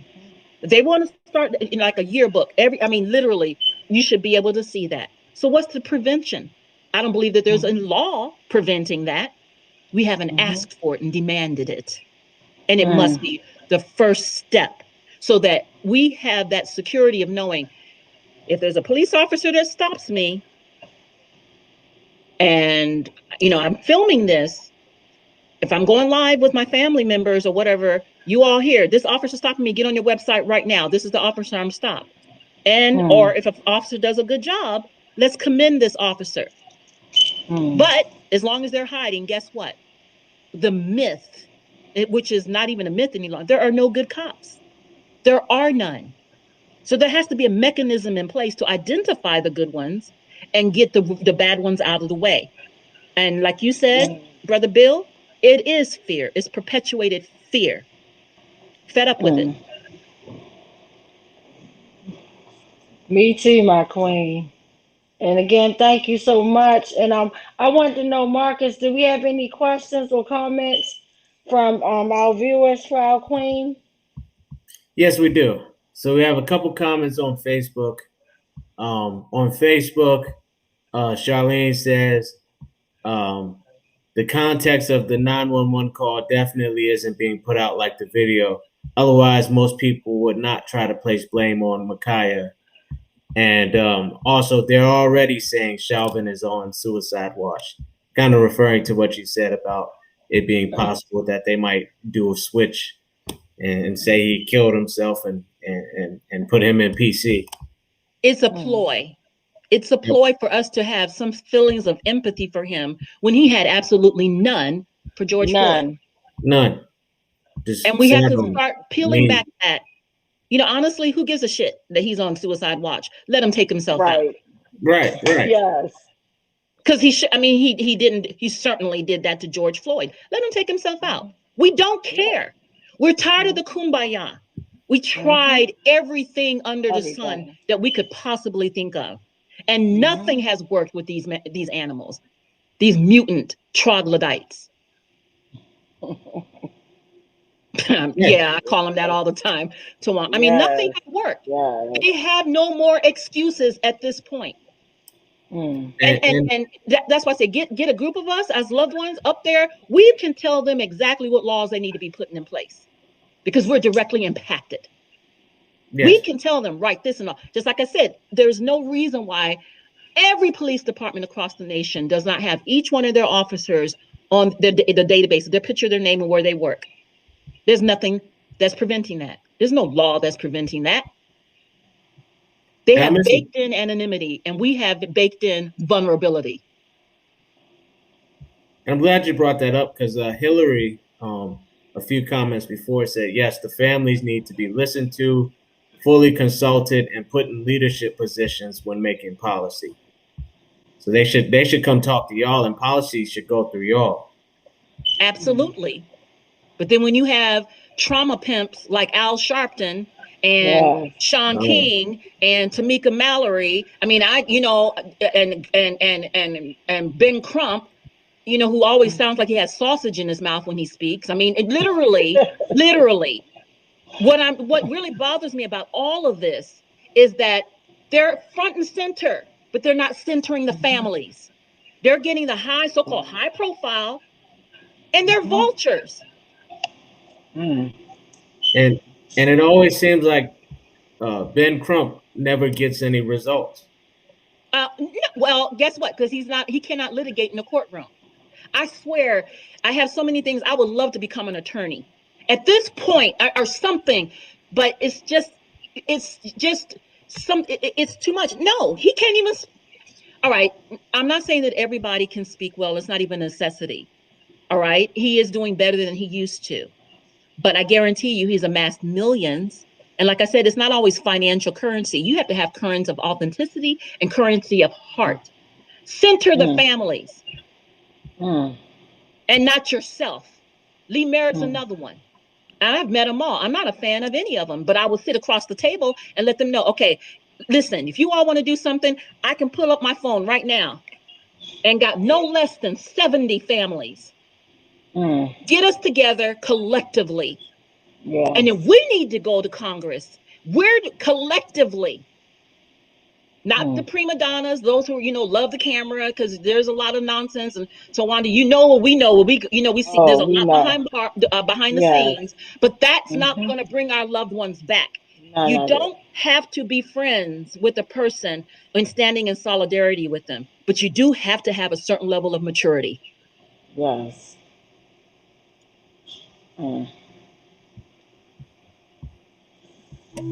I'm so pissed, y'all. It's just. Gina, I really think that you should become an attorney. You remind me so much of my attorney, Miss Williams. Like the way you speak, your elegance is everything, your intellect, everything. So I really think that you like, you like, you would eat them up in the courtroom. Like we really know. Like just imagine if when our families go through being victimized, traumatized, and everything, and we had somebody like you to actually walk us through and just knock it all down, man. We definitely need you. Well, I'm you know what, serious. sister, and thank you for that, but I'm messed up in the head because let me just say this trauma brain, there's Mhm. no consistency for us. The Mm. pendulum swings. One moment we can be focused and in a True. higher state of vibration, and then very next minute, stretched out across the bed crying because True. it doesn't take much to set us off with that. Facts. Facts. Facts. But I'm going to look, I'm joining with all of you all on this call, all of you all who are listening, so that we can peel back the layers. Because again, the police have no more excuses. They've used everything in the book. Everything. There's Everything. nothing that they've used everything. There's nothing left. Nothing. They've shot at women with babies in the car, in our Mhm. home, selling cigarettes, selling CDs. I mean, no, they've done everything.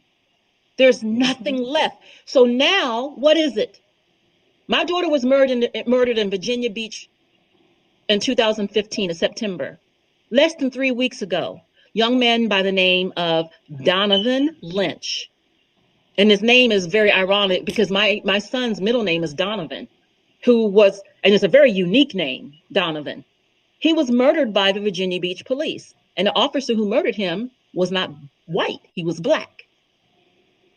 But you don't hear that in national news. The young lady who was shot in Virginia Beach, they want us to believe that that was a stray bullet. No, no. The corruption there is beyond rampant. Mm. So you've been fighting for your brother, Tawanda, Yes. and have you received anything that's even the semblance of justice for Tyrone, for King Nothing at Tyrone? all. Nothing at all. Nothing. Just the Dog and Pony Show. And I'm glad you brought up the name because I believe that we read that name off last week on our list. Because when I heard Virginia Beach and I heard that Lynch, I thought about you. I'm like, oh my goodness, like that. I definitely Uncle Bill wasn't he on your list last week? I believe When so. you read it Yes. all that week, yeah, I remember that name and I remember Virginia. Because anytime I hear something about Virginia Beach, instantly I think of India. Instantly, instantly. So we definitely have read his name, but we didn't hear it on the news. Just like he read 14 names when you were preparing to get on this call. 14 names of lives that were stolen in 1 week, literally in 1 week. This week alone, and none of these names, besides what, of course, we heard Dante Wright, but the rest of the names we didn't hear. In our So, backyard in Tacoma Park, 2 black men were shot by an off-duty Pentagon police officer. And he claimed he wasn't even on duty, but he shot them, claiming that they were trying to steal a car. That wasn't what was happening. They always villainize the victim, mhm. always. So we know their playbook. We know their MO, their modus operandi. We know what they're going to do. The thing is now, I believe that it's called Schadenfreude. I think that's the name of it, where people really get their kicks off of watching our trauma and our pain. Mm. Schadenfreude, I think that's the term. Schadenfreude. I have to, and that's really, it's like this has become an entertainment. Mhm. Donovan Lynch's cousin is Pharrell Williams. And I remember reaching out to Wow. Pharrell when India was murdered because he grew up in Virginia Beach. Now his cousin has been murdered by police. Mhm. And do I'm you from really that hear, area. pardon? I'm from that area as well. I reached out to the family to see if they wanted to participate, but they were kind of going through their process. So um, Were you met by a gatekeeper? no, it was like I think it might have been a gatekeeper. It's like Instagram.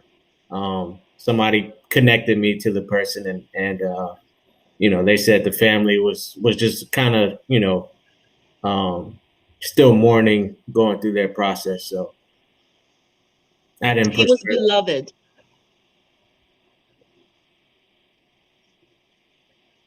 Just did that. When? That was April 7th, What's today? 21st. Oh, how could I forget that? It's the day after 420. All right, yes. CBD flower all day long. But anyway, that's a modality. But okay, so the federal, what are we going to do even about that, family? The feds know. You don't think they're monitoring everything, our phones and our calls, even this call now? They know. Yes. They have the finger on the pulse.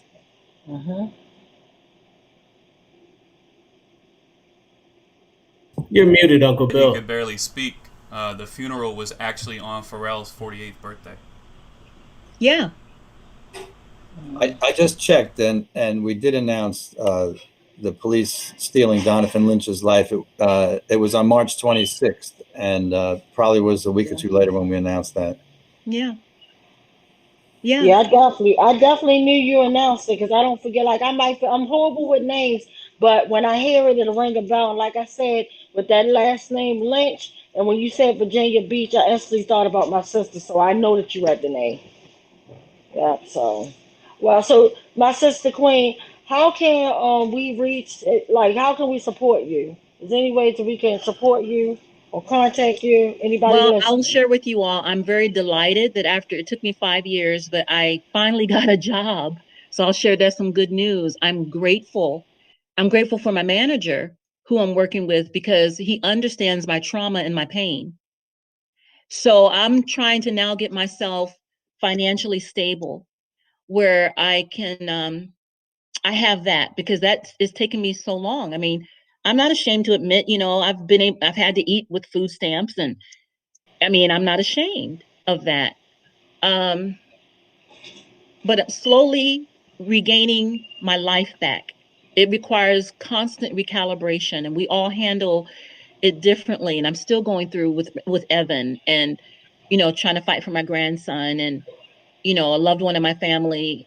To deal with the trauma is leaning more to the bottle than therapy. I mean, these are things behind. Maybe we should have another talk where we can get some of us together to talk about what people don't see, how it distorts. I mean, you have a son, your daughter, he just celebrated a birthday. And I know, imagine what goes through our children's mind, the survivors, when they think about their loved one. They think about auntie or uncle, and they're the next generation coming up. So there's already a cycle of perpetuated trauma by the police. They destroy our families where we're never the same. And I heard this saying that at whatever age your severe trauma occurred, that you really are that age for the rest of your life because you're trying to work through that. You're trying to work through that. You're stuck in time. And I can speak, 50 some myself, that I feel like I've aged. It takes so much out of you. I don't believe, honestly, as a mother and as a woman that I'll ever be happy again. I'd love to. I really don't. We hang on a thread, and I'm not a defeatist and take a fatalistic view in life. Never was before. India was, and she was so sweet. So to answer your question, you all do know that I work with the Say Her Name with Dr. Kimberly Crenshaw, who created the hashtag Say Her Name after the murder of Michelle Crusoe. And this was in 2014, shortly after Michael Brown was murdered. But no one was calling the name of Black women and a Black woman who was literally killed. And that's another issue we have to deal with as women, that a lot of times we're not secondary, tertiary. A lot of times they just want us out of the way. And folks need to really embrace that reality that without women, without men, there's no way. It takes both. It's the yin and yang. It's the balance that's achieved. And the problem is with the police killing us, and what people don't think about, they go home and they have wives, right? The killer police or whoever their loved ones are, their partners. Can you imagine if we could be flies on the wall, what their conversation is about us? The hatred that's spewed. children overhearing that.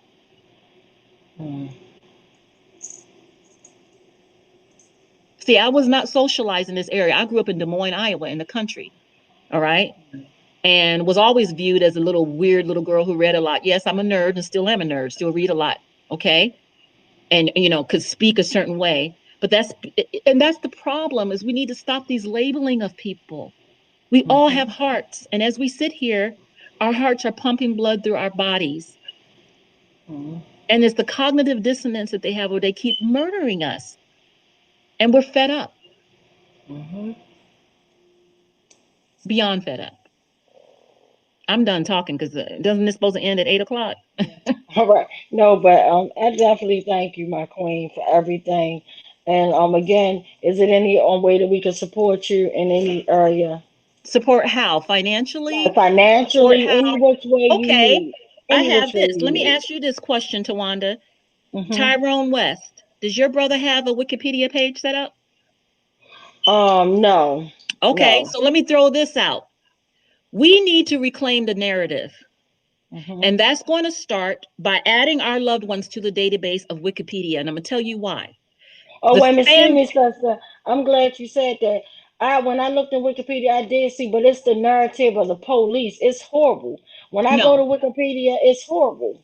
We need, every last one of us needs to start a project for all of our loved ones who've been killed by police, where we tell the story, we control that page, we put that out. Because what that does is if a person Googles Tyrone West, the SEO, search engine optimization, and if it's Wikipedia, they can go there and read that first. Because Google, let's face it, that's something that we need to do too. So I'm throwing that idea out there as well. That's something we need technological support and help for folks who are technically savvy can do that, because I tried to do it on my own, but it takes a lot. And then sitting there writing about my daughter again, I have tons of stuff that I've saved on my laptop, but that would be a great help to reclaim the narrative that we can actually start to dismantle the destructive narratives that the police put out by our loved ones by telling it from our viewpoint exactly what happened. Because if they read about what happened to Tyrone West from your perspective and from the factual perspective, not the fantasy and the lies and the fallacies the police put out, factual perspectives, that's going to be another start, so that as the families, because right now we're all so, we have mental fog and we're all over the place because we want to do it all, but we cannot. We need help with people who are listening, who say, you know what? Yep, I'm going to partner with Sister Tawanda. I'm going to help her get her brother's Wikipedia page up there. I'm going to put together the articles, the pictures and everything.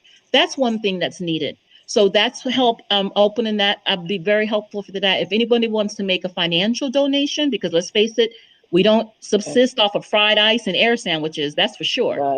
Right. I really would like to see actually a global, if we could start this, and how someone has to do this, where everyone can contribute for families. Everyone has their own organization and foundations. I have not started. My follow through sucks. I'm horrible with follow through. Getting better, because I don't want that to become cemented, but we need to do that for families who are really suffering. We need to also collectively go to Black Lives Matter and demand that they come off of some of that cash. 90 million was what was reported. So we know if they reported that, it was way more than that. 90 million? Do you know what that could do? It would help. I had a vision, I'll share this with you all, that maybe we could start calling out to law schools, their students, to take the cases of our loved ones and do them as case studies and help us in devising plans to fight in court. Because they need to open up every last one of the cases. Yeah. If the students of law want to study criminal law, start with the families whose loved ones have been killed by police. Yeah. That's another idea. I mean, I'm full of them. I have a lot written down that I can share with you all another time. But these are ideas to get this moving, because we're going to stay stuck in inertia. If we keep saying this, we know that they murdered Tyrone and they murdered India and they murdered so many of our loved ones. We know this. What do we need to do? What are the steps that we need to take incrementally to stop it from happening? Where if a group of us showed up at Mosby, or Capitol Hill, because we're close enough to say, okay, this month we're going after this family, we're going after this. We're constituents of your specific state. We want something done yesterday. We're not going away. So they can give to Dr. Kimberly Crenshaw, say her name. I do have a Cash App. If someone wants to, throw me something, that would be wonderful, because, I'm just with my new job. I mean, literally just started, and I'm very grateful for that, because I want to get off of food stamps. I do. I'm grateful for the help, but I want to sustain myself. I'm not married yet. And I'm going to kind of make a little joke. If anybody knows a real strong brother out there looking for a good woman, I'll go there on that. Yes. Right. A good man, a good brother. No, actually, right. I'm just saying, I don't believe I'm healthy enough to actually, no, I'm healthy enough. I'm just stubborn enough. Because me, I'd be like, look, I got my bedroom, you got yours, and we got one we can share. That's a whole nother time. Because when I'm moody, I want to be left alone, Right. But anyway, I have to put some levity in here. But I have a lot of ideas, Tawanda, and I'm going to come back with you on Uncle Bill and Ben and MW and LR. I'm looking at the initials so that we can really start talking, move beyond the talking to implementation phase, because there's a lot we can do. We're not disempowered, even though we feel it every day. We're not. We got to get all of the families together. Have your separate organizations. We get it. But there's no prima donna in this one. We're talking about national. Okay. And I came up with one. There was one called A Mother's Pain. I'm going to give credit to Jafari of BLM 757. He said A Mother's Pain, but I took it, the 3 letters, AMP. We're amped up. Okay. It's not just the mothers, it's sisters, it's brothers, it's our families, our children. It's all of us. It's you all who love us to stand every week when you do West Wednesdays with Tawanda. I'm going to honor you. Let me hats off to you all. Peace and ashe to each one of you, Uncle Bill and Ben and MW. What's your name? MW? Marcellus. Marcellus. And who's LR? Oh, he's a reporter from New York Times. Okay, well, that's it. Oh, and I'm going to say this too about the reporters. I'm glad you mentioned that. Any journalist who is only giving the side of the police is not doing their job. You journalists, start doing your job. If you're going to report it clean, from the clean slate. Don't be the megaphone for the police all the time, because their narratives are always put out the way that they do to be destructive, to sully the kill our loved ones, and to vilify them as well. Start reporting from a neutral standpoint and question, why did the police kill this person? Journalists should start asking that. Why would the police, clearly she was having, a psychotic attack or something, but why did you use deadly force? Start asking those questions and don't accept what the police tell you as fact, because usually it's not. Right. I'm done flapping my gums. So, Queen, you still ain't give us your Cash App. You started off with $1 and you stopped. Yes. I don't even know. Let me see. Anyone who does give, I'm grateful. But what I'm really grateful for is send out the energies of, we really want the lids to be ripped off of all of this nonsense out here. We really, if y'all want to pray to whoever you pray to, mantras or whatever you do, start asking for the authenticity. We get that collective energy going. There's nothing they can do. There's nothing they can do. What are they going to say? All of us are lying? Well, we already know they are. Right. Honey, I don't know what my Cash App is. I don't know. Gina Best, whatever it is after that, whatever Cash App is. I don't know. You know what? I'm not even here. Donate to say her name, AAPF, the African American Policy Forum, AAPF with Dr. Kimberly Crenshaw. But my Cash App, I'm trying to find it, because honestly, I don't know, and I don't want to take the time up for that. I'm just grateful for the chance to talk, and you can tell I love talking, and we got a lot to talk about, right?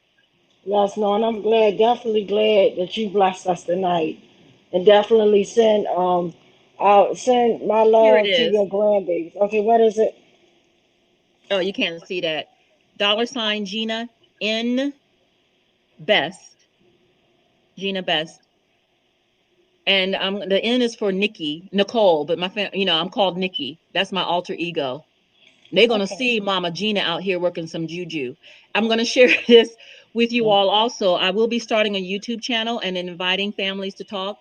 It will be used by my last name. It's more spiritually based, and it will be called Best, my last name, Solutions, SOUL, Solutions.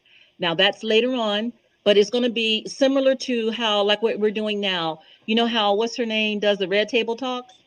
Yes. Where ours is going to be fist raised talk, okay, All or something. right. We got to think of something creative, but where we can start letting the world know what is it that we go through behind the scenes. When we have to steady our minds to work, or you have a relationship where you have to nurture that relationship, or else you're going to be headed down divorce, or if you're not married, or if you want to be in a relationship, the work that it takes to work on yourself to even be parted with someone when we already messed up in the head right here because of what the police have done. Yes.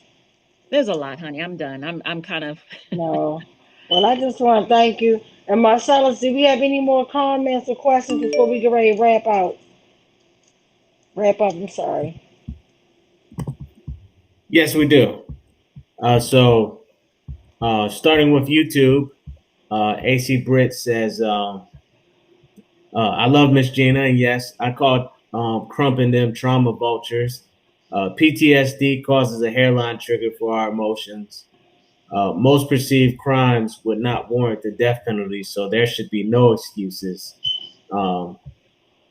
Yes, like the Innocence Project, but for victims of police brutality, referring to your Wikipedia. And Gina has the best ideas, no pun intended. And then on Facebook, we have Ken who says good book. How women are treated, attacked, undersupported in that Invisible No More by Andrea Ritchie, referring to police brutality and how it impacts women. Hillary says, to reclaim the narrative, we can add loved ones who have been victims of police brutality to Wikipedia with accurate information. And Hillary also says, yes, the press so often regurgitates what the police say without asking families. And Hillary says, say her name, African American Policy Forum. Yes. Can I just chime in this thing? Who mentioned Andrea Ritchie about the book? I'm familiar with that. So I want everyone to know that Andrea Ritchie worked with Dr. Kimberly Crenshaw. But I'm going to also make it very clear, I'm not a fan of Andrea Ritchie right now. And I'm going to tell the truth and why. And that is because she's tried to co-opt the movement from Dr. Kimberly Crenshaw and make it not about police killing Black women, but about other issues that are already, there's a sacred space established, like domestic violence or, medical inequities. Say Her Name was started specifically for Black women killed by police. And if that space that was created by Dr. Kimberly Crenshaw is co-opted and removed, then what is it that police will start to, everyone will start to uplift our loved ones who were killed by police? No one knew my daughter, India Kager, until that one video. And it was Dr. Kimberly Crenshaw who really she called yesterday just to see how I was. Just to see. We didn't get a call. Tawanda, have you gotten a call from anybody from Black Lives Matter? Oh, no. And I'm not talking about the local. I'm talking about the national. Not at all. Because there's not centering the families, and we need to call them all out. Shaun King, at this point, it needs to stop. People need to stop giving money to them. Just stop and say, wait a minute. The families, their children who are coming up without their mother or their father or their uncle or their sister or their brother, who the police have forever impacted them. What can we do to help that next generation? Can we help them with school clothes? Can we help them with even therapy? There's so much. Can we help them with just get together so we can bring the children together and the loved ones together? have a quote unquote, that's the real family, because we're brought together. We remember we said this, Tawanda, we're blood relatives, because our loved ones' blood was spilled on that ground.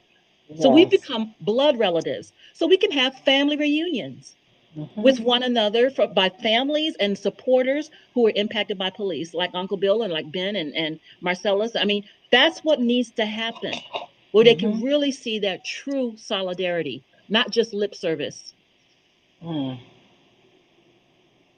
Well, again, my queen, you got all the best ideas, hands down. And I love that idea of us like actually coming to have like our family members talk about their impact. And with me being a mother of 4 children and they all impacted on their own, like it's real. It's totally It is. real. It's totally real. People don't understand, like literally real quick, when my cousin was murdered on a West And I'm Wednesday morning. sorry. Yes, Yeah, I'm so thank you. sorry.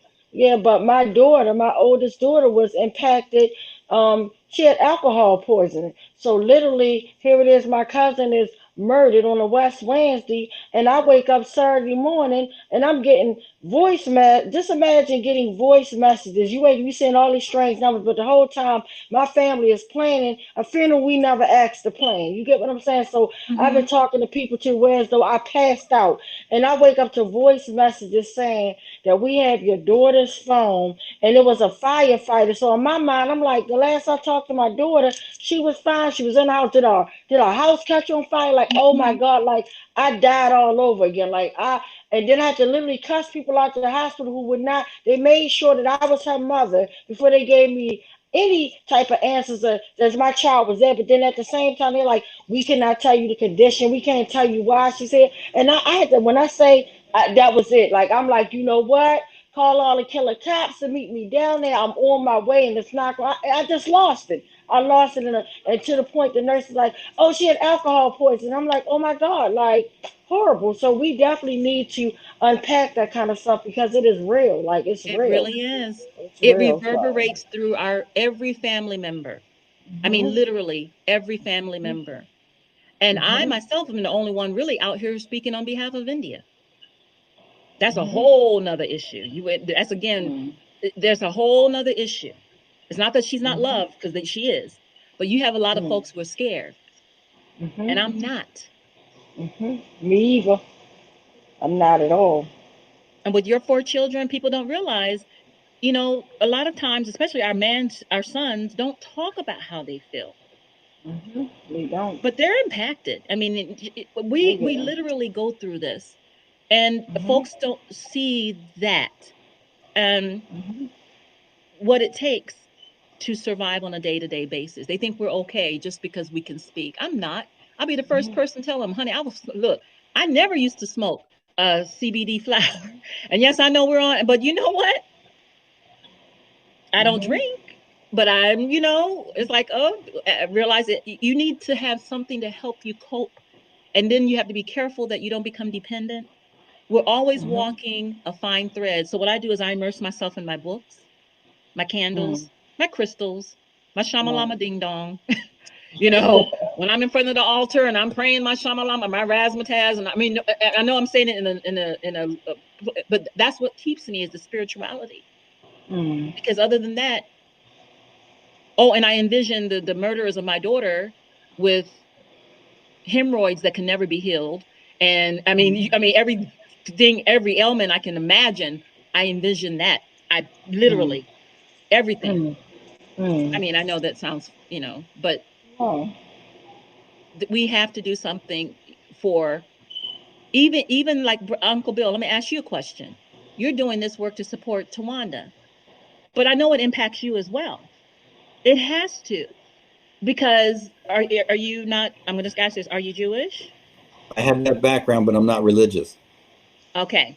So when you see all of this happening, you all carry, those of you, and I'm just saying who are not melanated, a certain level of weight and pressure as well. It's true. It's painful. I mean, I love West Wednesday and it's important, but it's painful to hear so many horrific stories. You're right. And I how have do you reconcile that? How do you process that? You see? And, it. I don't know. Sometimes it's like overwhelming, and sometimes I feel strong about it. it's a good question. Well, it's something that we have to think about, because when we go to the corner, and like in a boxing ring, you have to go to the corner and they rub your shoulders and they hydrate you and they face, grease so you don't get up. We have to go in our corner every now and then come back out duking it out. But the problem is we become depleted. So we have to depend on one another to help. We need you all, and we're grateful, but it's a constant balancing and rebalancing. Now yesterday, after the George Floyd verdict, came about, I was relieved. But then it was like, that's one out of thousands upon thousands that still need to go. Thousands. It's true. I don't know if you were on when I mentioned it, but the New York Times this morning mentioned that cops who've been prosecuted for murder, it's about 1 out of 2,000 police murders. 1 out of 2,000. So there's George Floyd, and I'm glad about the verdict too, but there's 1,999 other people who were killed by police where no cops convicted. So was it justice? And the answer again that I would say is no. But it was, I'm going to say this, a turning point towards accountability. But it was not justice. Yep. No. So again, family, thank you all. And it is Cash App Gina. The Cash App $ Gina Invest. If anyone does feel inclined to give, if not, give to Sister Tawanda or say her name, because Dr. Kimberly Crenshaw is helping them. I mean, she went down and just, how are you doing? I'm just seeing how you were. And I wasn't okay. How can you be? Right. Well, again, thank you, my queen, for sharing. Marcella, last round. Do we have any more comments or anything before we wrap completely up? So that's all I see for comments. I think the last message was the Cash App. Okay, great. I'm fighting, and we all are. Even that language, should we keep saying we're fighting, or I'm trying to find another word to replace that? We are fighting, but what is it when you're victorious that you're doing when you're victorious? That's rhetorical. Because fighting, we can always be in a state of fighting, but what is it when we have actually become victorious? What's the word? I don't know. That's what I want to say. So like people ask, okay, I'll share this last thing with you all. And Tawanda, I know you can relate to this. You know how people ask you, how are you doing? And you say, I'm okay. Especially after your brother was first murdered. And you would say, oh, I'm okay.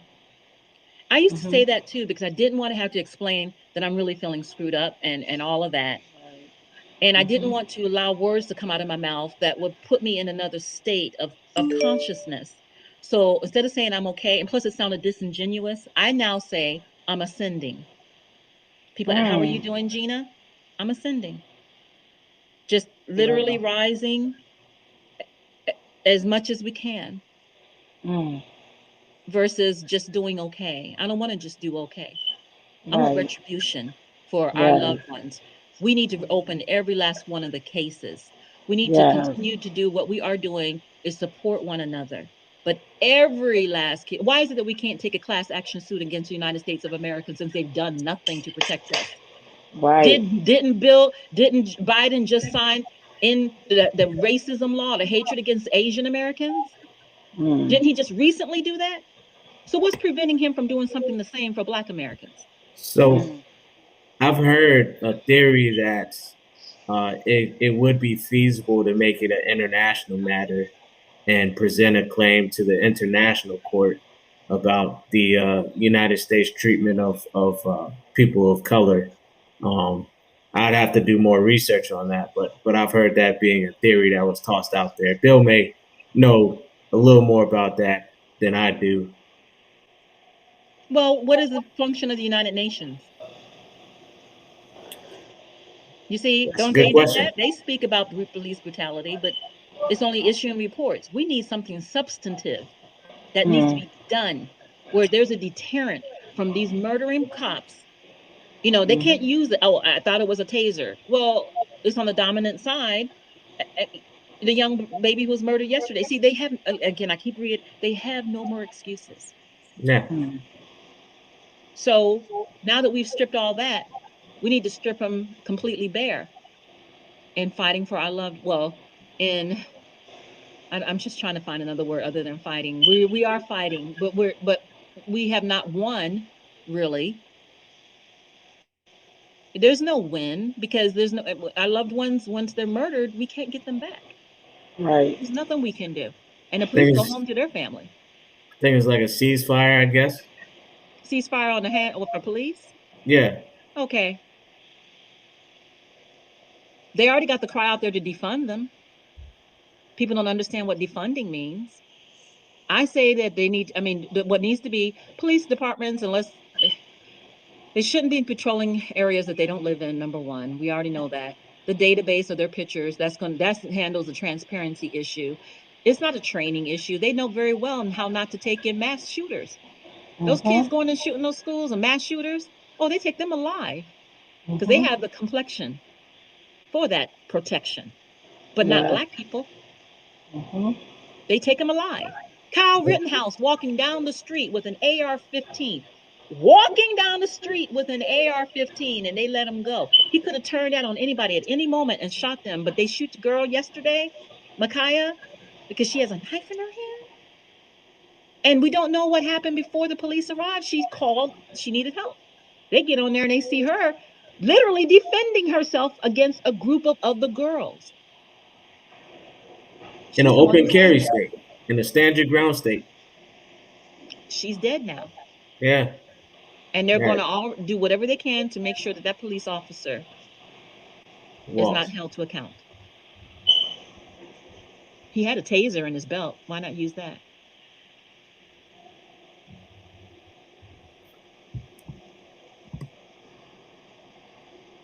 All right. Peace to each one of you.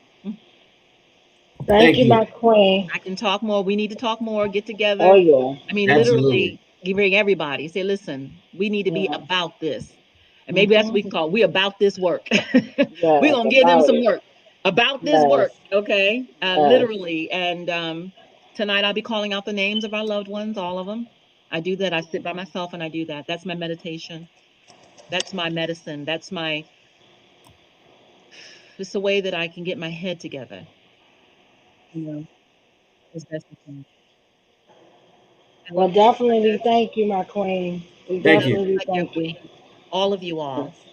We have a lot to think about and a lot to do, and we cannot give up.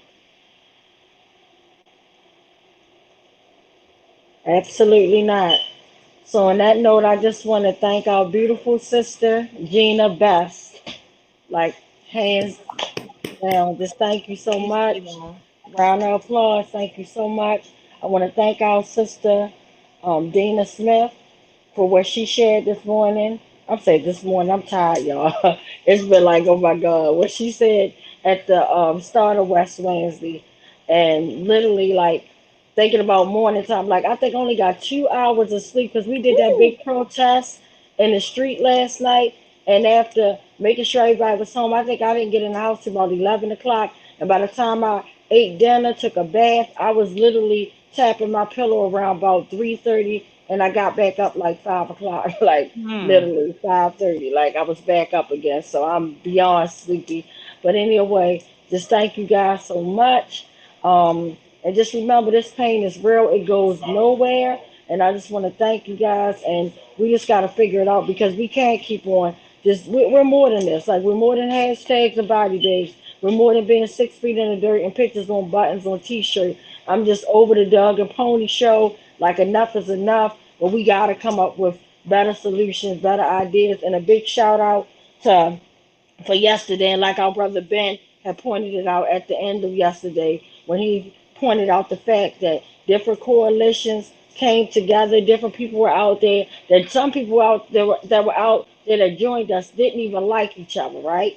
But the fact that we were fighting this one cause, one purpose, one fight, none of that mattered. Everybody respected each other's space. Nobody disrespect, and that's the part that made me so love. And that's what it made me think about, like how West Winds, like we used to be out in the street, and I can't wait to get back out there. Y'all know I'm going insane inside the house, even though it has its benefits of connecting with different people around the world and things like that. But I definitely want to be back out in the street and still make that connection too. But I just love the fact that at West Lansing, people could push their issues of like, hey, I don't even like you, dude, or I don't like you, whoever. But we all come together to fight this ugly system and try to problem solve.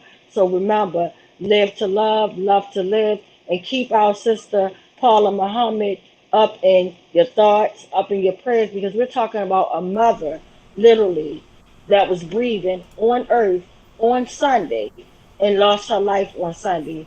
Went to the hospital and it's just gone. We don't know what happened. Like, just gone. Like a mother of two beautiful young children, a beautiful wife, a best friend. And I couldn't imagine what her husband is going through right now, what her two young children are going through. This is the queen. You met her before too, because I brought her at West Lansing. She sung for us that time when we had the 300 West Lansing when we were out on Greenmount. She was the one with the guitar sitting down in the seat. This is horrible. Her, that queen, yes, that queen is gone. Like, when I heard that, that was like, it took me over the edge on Sunday. Like, I couldn't do nothing. Like, when I thought that, it's like, when you think that, like you said, you can't get a break from this stuff, it's like you all over the place. You don't know, like, it's like, I feel like we can't breathe. We're right here, but we cannot breathe. It's so much every single day. It's just too much. But literally, when I found that out, that just knocked me in the bed, and I couldn't move. I couldn't even sleep. I couldn't rest. I didn't do anything but cried my eyes completely out. Like, cried my eyes completely out. I questioned God again. I went through a whole array of emotions. Like, this was a young queen. She wasn't unhealthy. This was a beautiful queen that poured in to everybody. Like, anytime I called, I would even ask the sister, could she sing at my uncle's funeral when he passed away? And she was so sweet. Like, well, sis, I would do that, but I still want to sing at nobody. Our funeral was so sad, and all I could just hear her saying about her funeral being so sad, and, you know, that, and then she was even willing to do it. She was like, if you really need me, sis, I'll do it. I was like, oh, no, sis, I can understand that. Like, I respect that, you know, and but I'm just like, I'm just gone. Like, this queen is just gone. Like, you're here, and I get a call. I see it on Facebook. Ranty was like, if anybody that love my wife, meet us up at the hospital type of thing. They just said her heart stopped. And I'm like, oh, my God. So I'm like, you got to be kidding me. But I'm still like, you know, like, ain't nothing wrong. Like, and I hit him up like, hey, brother, call me. I'm here if you need me. I'm on my way. If you need me, I can come now. And then he called me. And for me to hear him say, she is not with us, and break down crying, I'm stuck on that. I'm stuck on that. I'm stuck on it. So just remember, guys, live to love to live. I love you all. Until we meet again, if we meet again on God's will, if God is willing. So I love you guys all. Ben, I don't know. Yes. I just want to say two things. If we want to follow up on Gina's suggestion about getting the true story of Tyrone in Wikipedia, you may remember Iris, who used to come to West Wednesday in the early period. Her partner has written a lot of pieces for Wikipedia, and he knows how to take one that's got mistruths in it and get it revised and corrected. And so if you want to pursue that, I think we could readily do that. Yeah, I want to do that ASAP, because I don't like, when I saw that Wikipedia, first I was like, oh my God, my brother's name is in Wikipedia. But then when I read, it was a regurgitation of the killer cops. Said that my brother was on parole and probation, and literally he died from he had a struggle with police. It said a bunch of bad stuff. It didn't say anything about repeat violent offenders. It didn't say anything. It didn't say none of the truth. It was all regurgitation of the killer cops who murdered him. So I instantly got turned off and stopped reading. So yeah, I definitely want to be on that ASAP. And thank you, Gina, for that idea. Thank you so much for sharing. Thank you for all your best ideas. That name Best is right there for a reason. You the best. You definitely the best. Excuse me. So I'll check on that. And the other thing I wanted to say is that a week from Saturday is May Day, and May Day historically is the working class holiday. It started with the struggle for the 8-hour day, and workers gave their lives in that struggle, and a lot of it now revolves around the fight against racism. And we're going to have a streaming program on May the 1st, 7 o'clock in the evening, and everyone's invited. We'd love to have you join in. And it's when again? May the 1st at 7 o'clock. Online. Yes. Okay. Yes. I can get it from your page because we're Facebook buddies now. Yes, you sure can. All right. And thank you so much for being here, Gene. I always love to hear you speak. And I love joining the sacred space with all of you. So until next time, and Tawanda, I know you like to cook, but you go get yourself some rest. And I'm going to save up for this thing called, what's called a purple pillow. Because, you know, we don't sleep well. I'm going to get one of those one day to help us rest. Okay? Yes. All right, Yes. family. Peace and love to all of you. Ben, Marcellus, Thank Bill, you. and LR, and of course, my dear warrior sister, Tawanda. Peace to you all. Right. Love. Thank you so much. And you can take us out, Ben. Mic check. Hey Tawanda, Nice what chat. did you want to play for the video out? Could you play the Ghost of Tyrone? All right, hold on. And everybody stay tuned. We're gonna take you out. My cousin Neil, he made this video about my brother Tyrone and everything, and I want you to actually watch and listen to the lyrics. It's not because it sounds slick or good. Listen to what my cousin is saying. It is the truth, talking about the medical examination with their the medical doctors with their foolishness. It talks about the pain that my Aunt Diane, who we call Mom, felt. It talked about me, literally, when I felt my brother being murdered, and I couldn't explain it, and I told everybody something bad that's happened to my brother. This video is real. It is called The Ghost of Tyrone. So stay tuned. You don't want to miss it. And at the beginning of this, and you'll be able to watch it when you rewatch West Plains because it's being taped right now. But we showed our sister Queen Paula Muhammad and her husband. They did a video that was real powerful and strong called Justice or Else. You definitely don't want to miss that. Like it's at the beginning. We opened up with that. And she said some real powerful. And the crazy part, she made that in honor of Freddie Gray and my brother and all the Queens, say her name, victims and all of that. And literally, she made it on the day that Freddie Gray died. And we did that video. And then she died on that same day, years later, this Sunday that just passed. Horrible. Whew. Okay.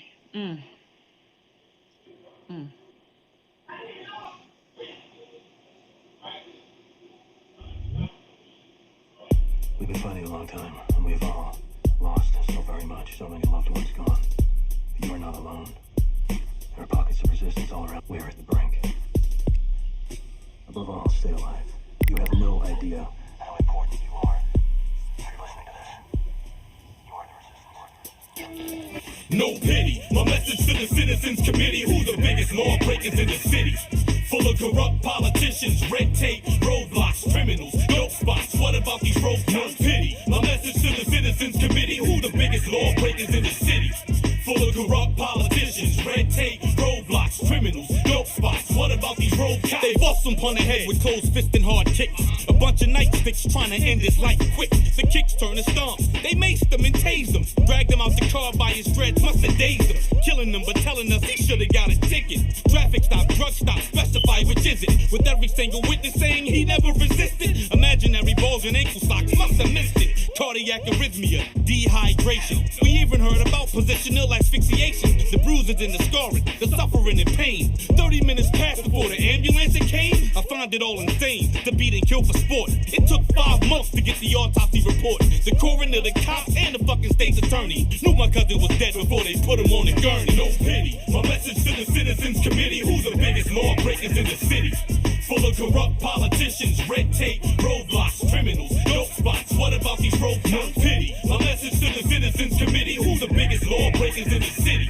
Full of corrupt politicians, red tape, roadblocks, criminals, dope spots. What about these road cops? Deceiving the public is something closer to impossible. Phony autopsy, but we know it wasn't logical. Highly improbable, undetermined manner. I like the way you doctored up the calls across the scanner. Your signal 13 sounded staged and unfinished. Your life was being threatened, not a single fucking blemish. On any of the officers involved in the murder of Tyrone West, man, that shit is unheard of. Let's go a step further, examine all the evidence. 10 lying cops against the truth of all the residents. Cell phone footage, live interviews. I'm extra disappointed in the puppets from the news. Afraid to dig deeper, their information shoddy. 5 whole days until my family saw his body. No statement from the cops, but they spoke with their attorney. They know they killed my cousin when they put him on the gurney. No pity. My message to the Citizens Committee, who's the biggest lawbreakers in the city. Full of corrupt politicians, red tape, roadblocks, criminals, dope spots. What about these road no pity? My message to the Citizens Committee, who's the biggest lawbreakers in the city? Full of corrupt politicians, red tape, roadblocks, criminals, dope spots. What about these road? They didn't notify my family, we saw it on the news. The one that saw a green Mercedes Benz and got confused. They talking about a man dying in police restraint. She saw her tag numbers and it caused her to faint. They can't be my brother Ty, I was just with him. Not even 30 minutes before he became a victim. She had a funny feeling, kinda like a sixth sense. Her back started aching, her muscles got tense. She couldn't understand all the pain she was going through. Like they ripped the soul out his body, he was showing you everything that happened to him, transmigration. He made you feel his pain before his final destination. They took away a father, cousin, grandson, and brother, uncle and nephew, but I feel sorry for my mother, cause she became his mom when my aunt passed away. We're stronger as a family, but she cries every day. No pity, my message to the Citizens Committee, who's the biggest lawbreakers in the city? Full of corrupt politicians, red tape, roadblocks, criminals, dope spots. What about these road cops? Throw up your hands like you're under arrest. Hell no. Throw up your fists like you want protest. Hell yeah. Throw up your hands like you're under arrest. Hell no. Throw up your fists like you want protest. Hell yeah. We've been fighting a long time, and we've all lost so very much. So many loved ones gone. But you are not alone. There are pockets of resistance all around. We're at the brink.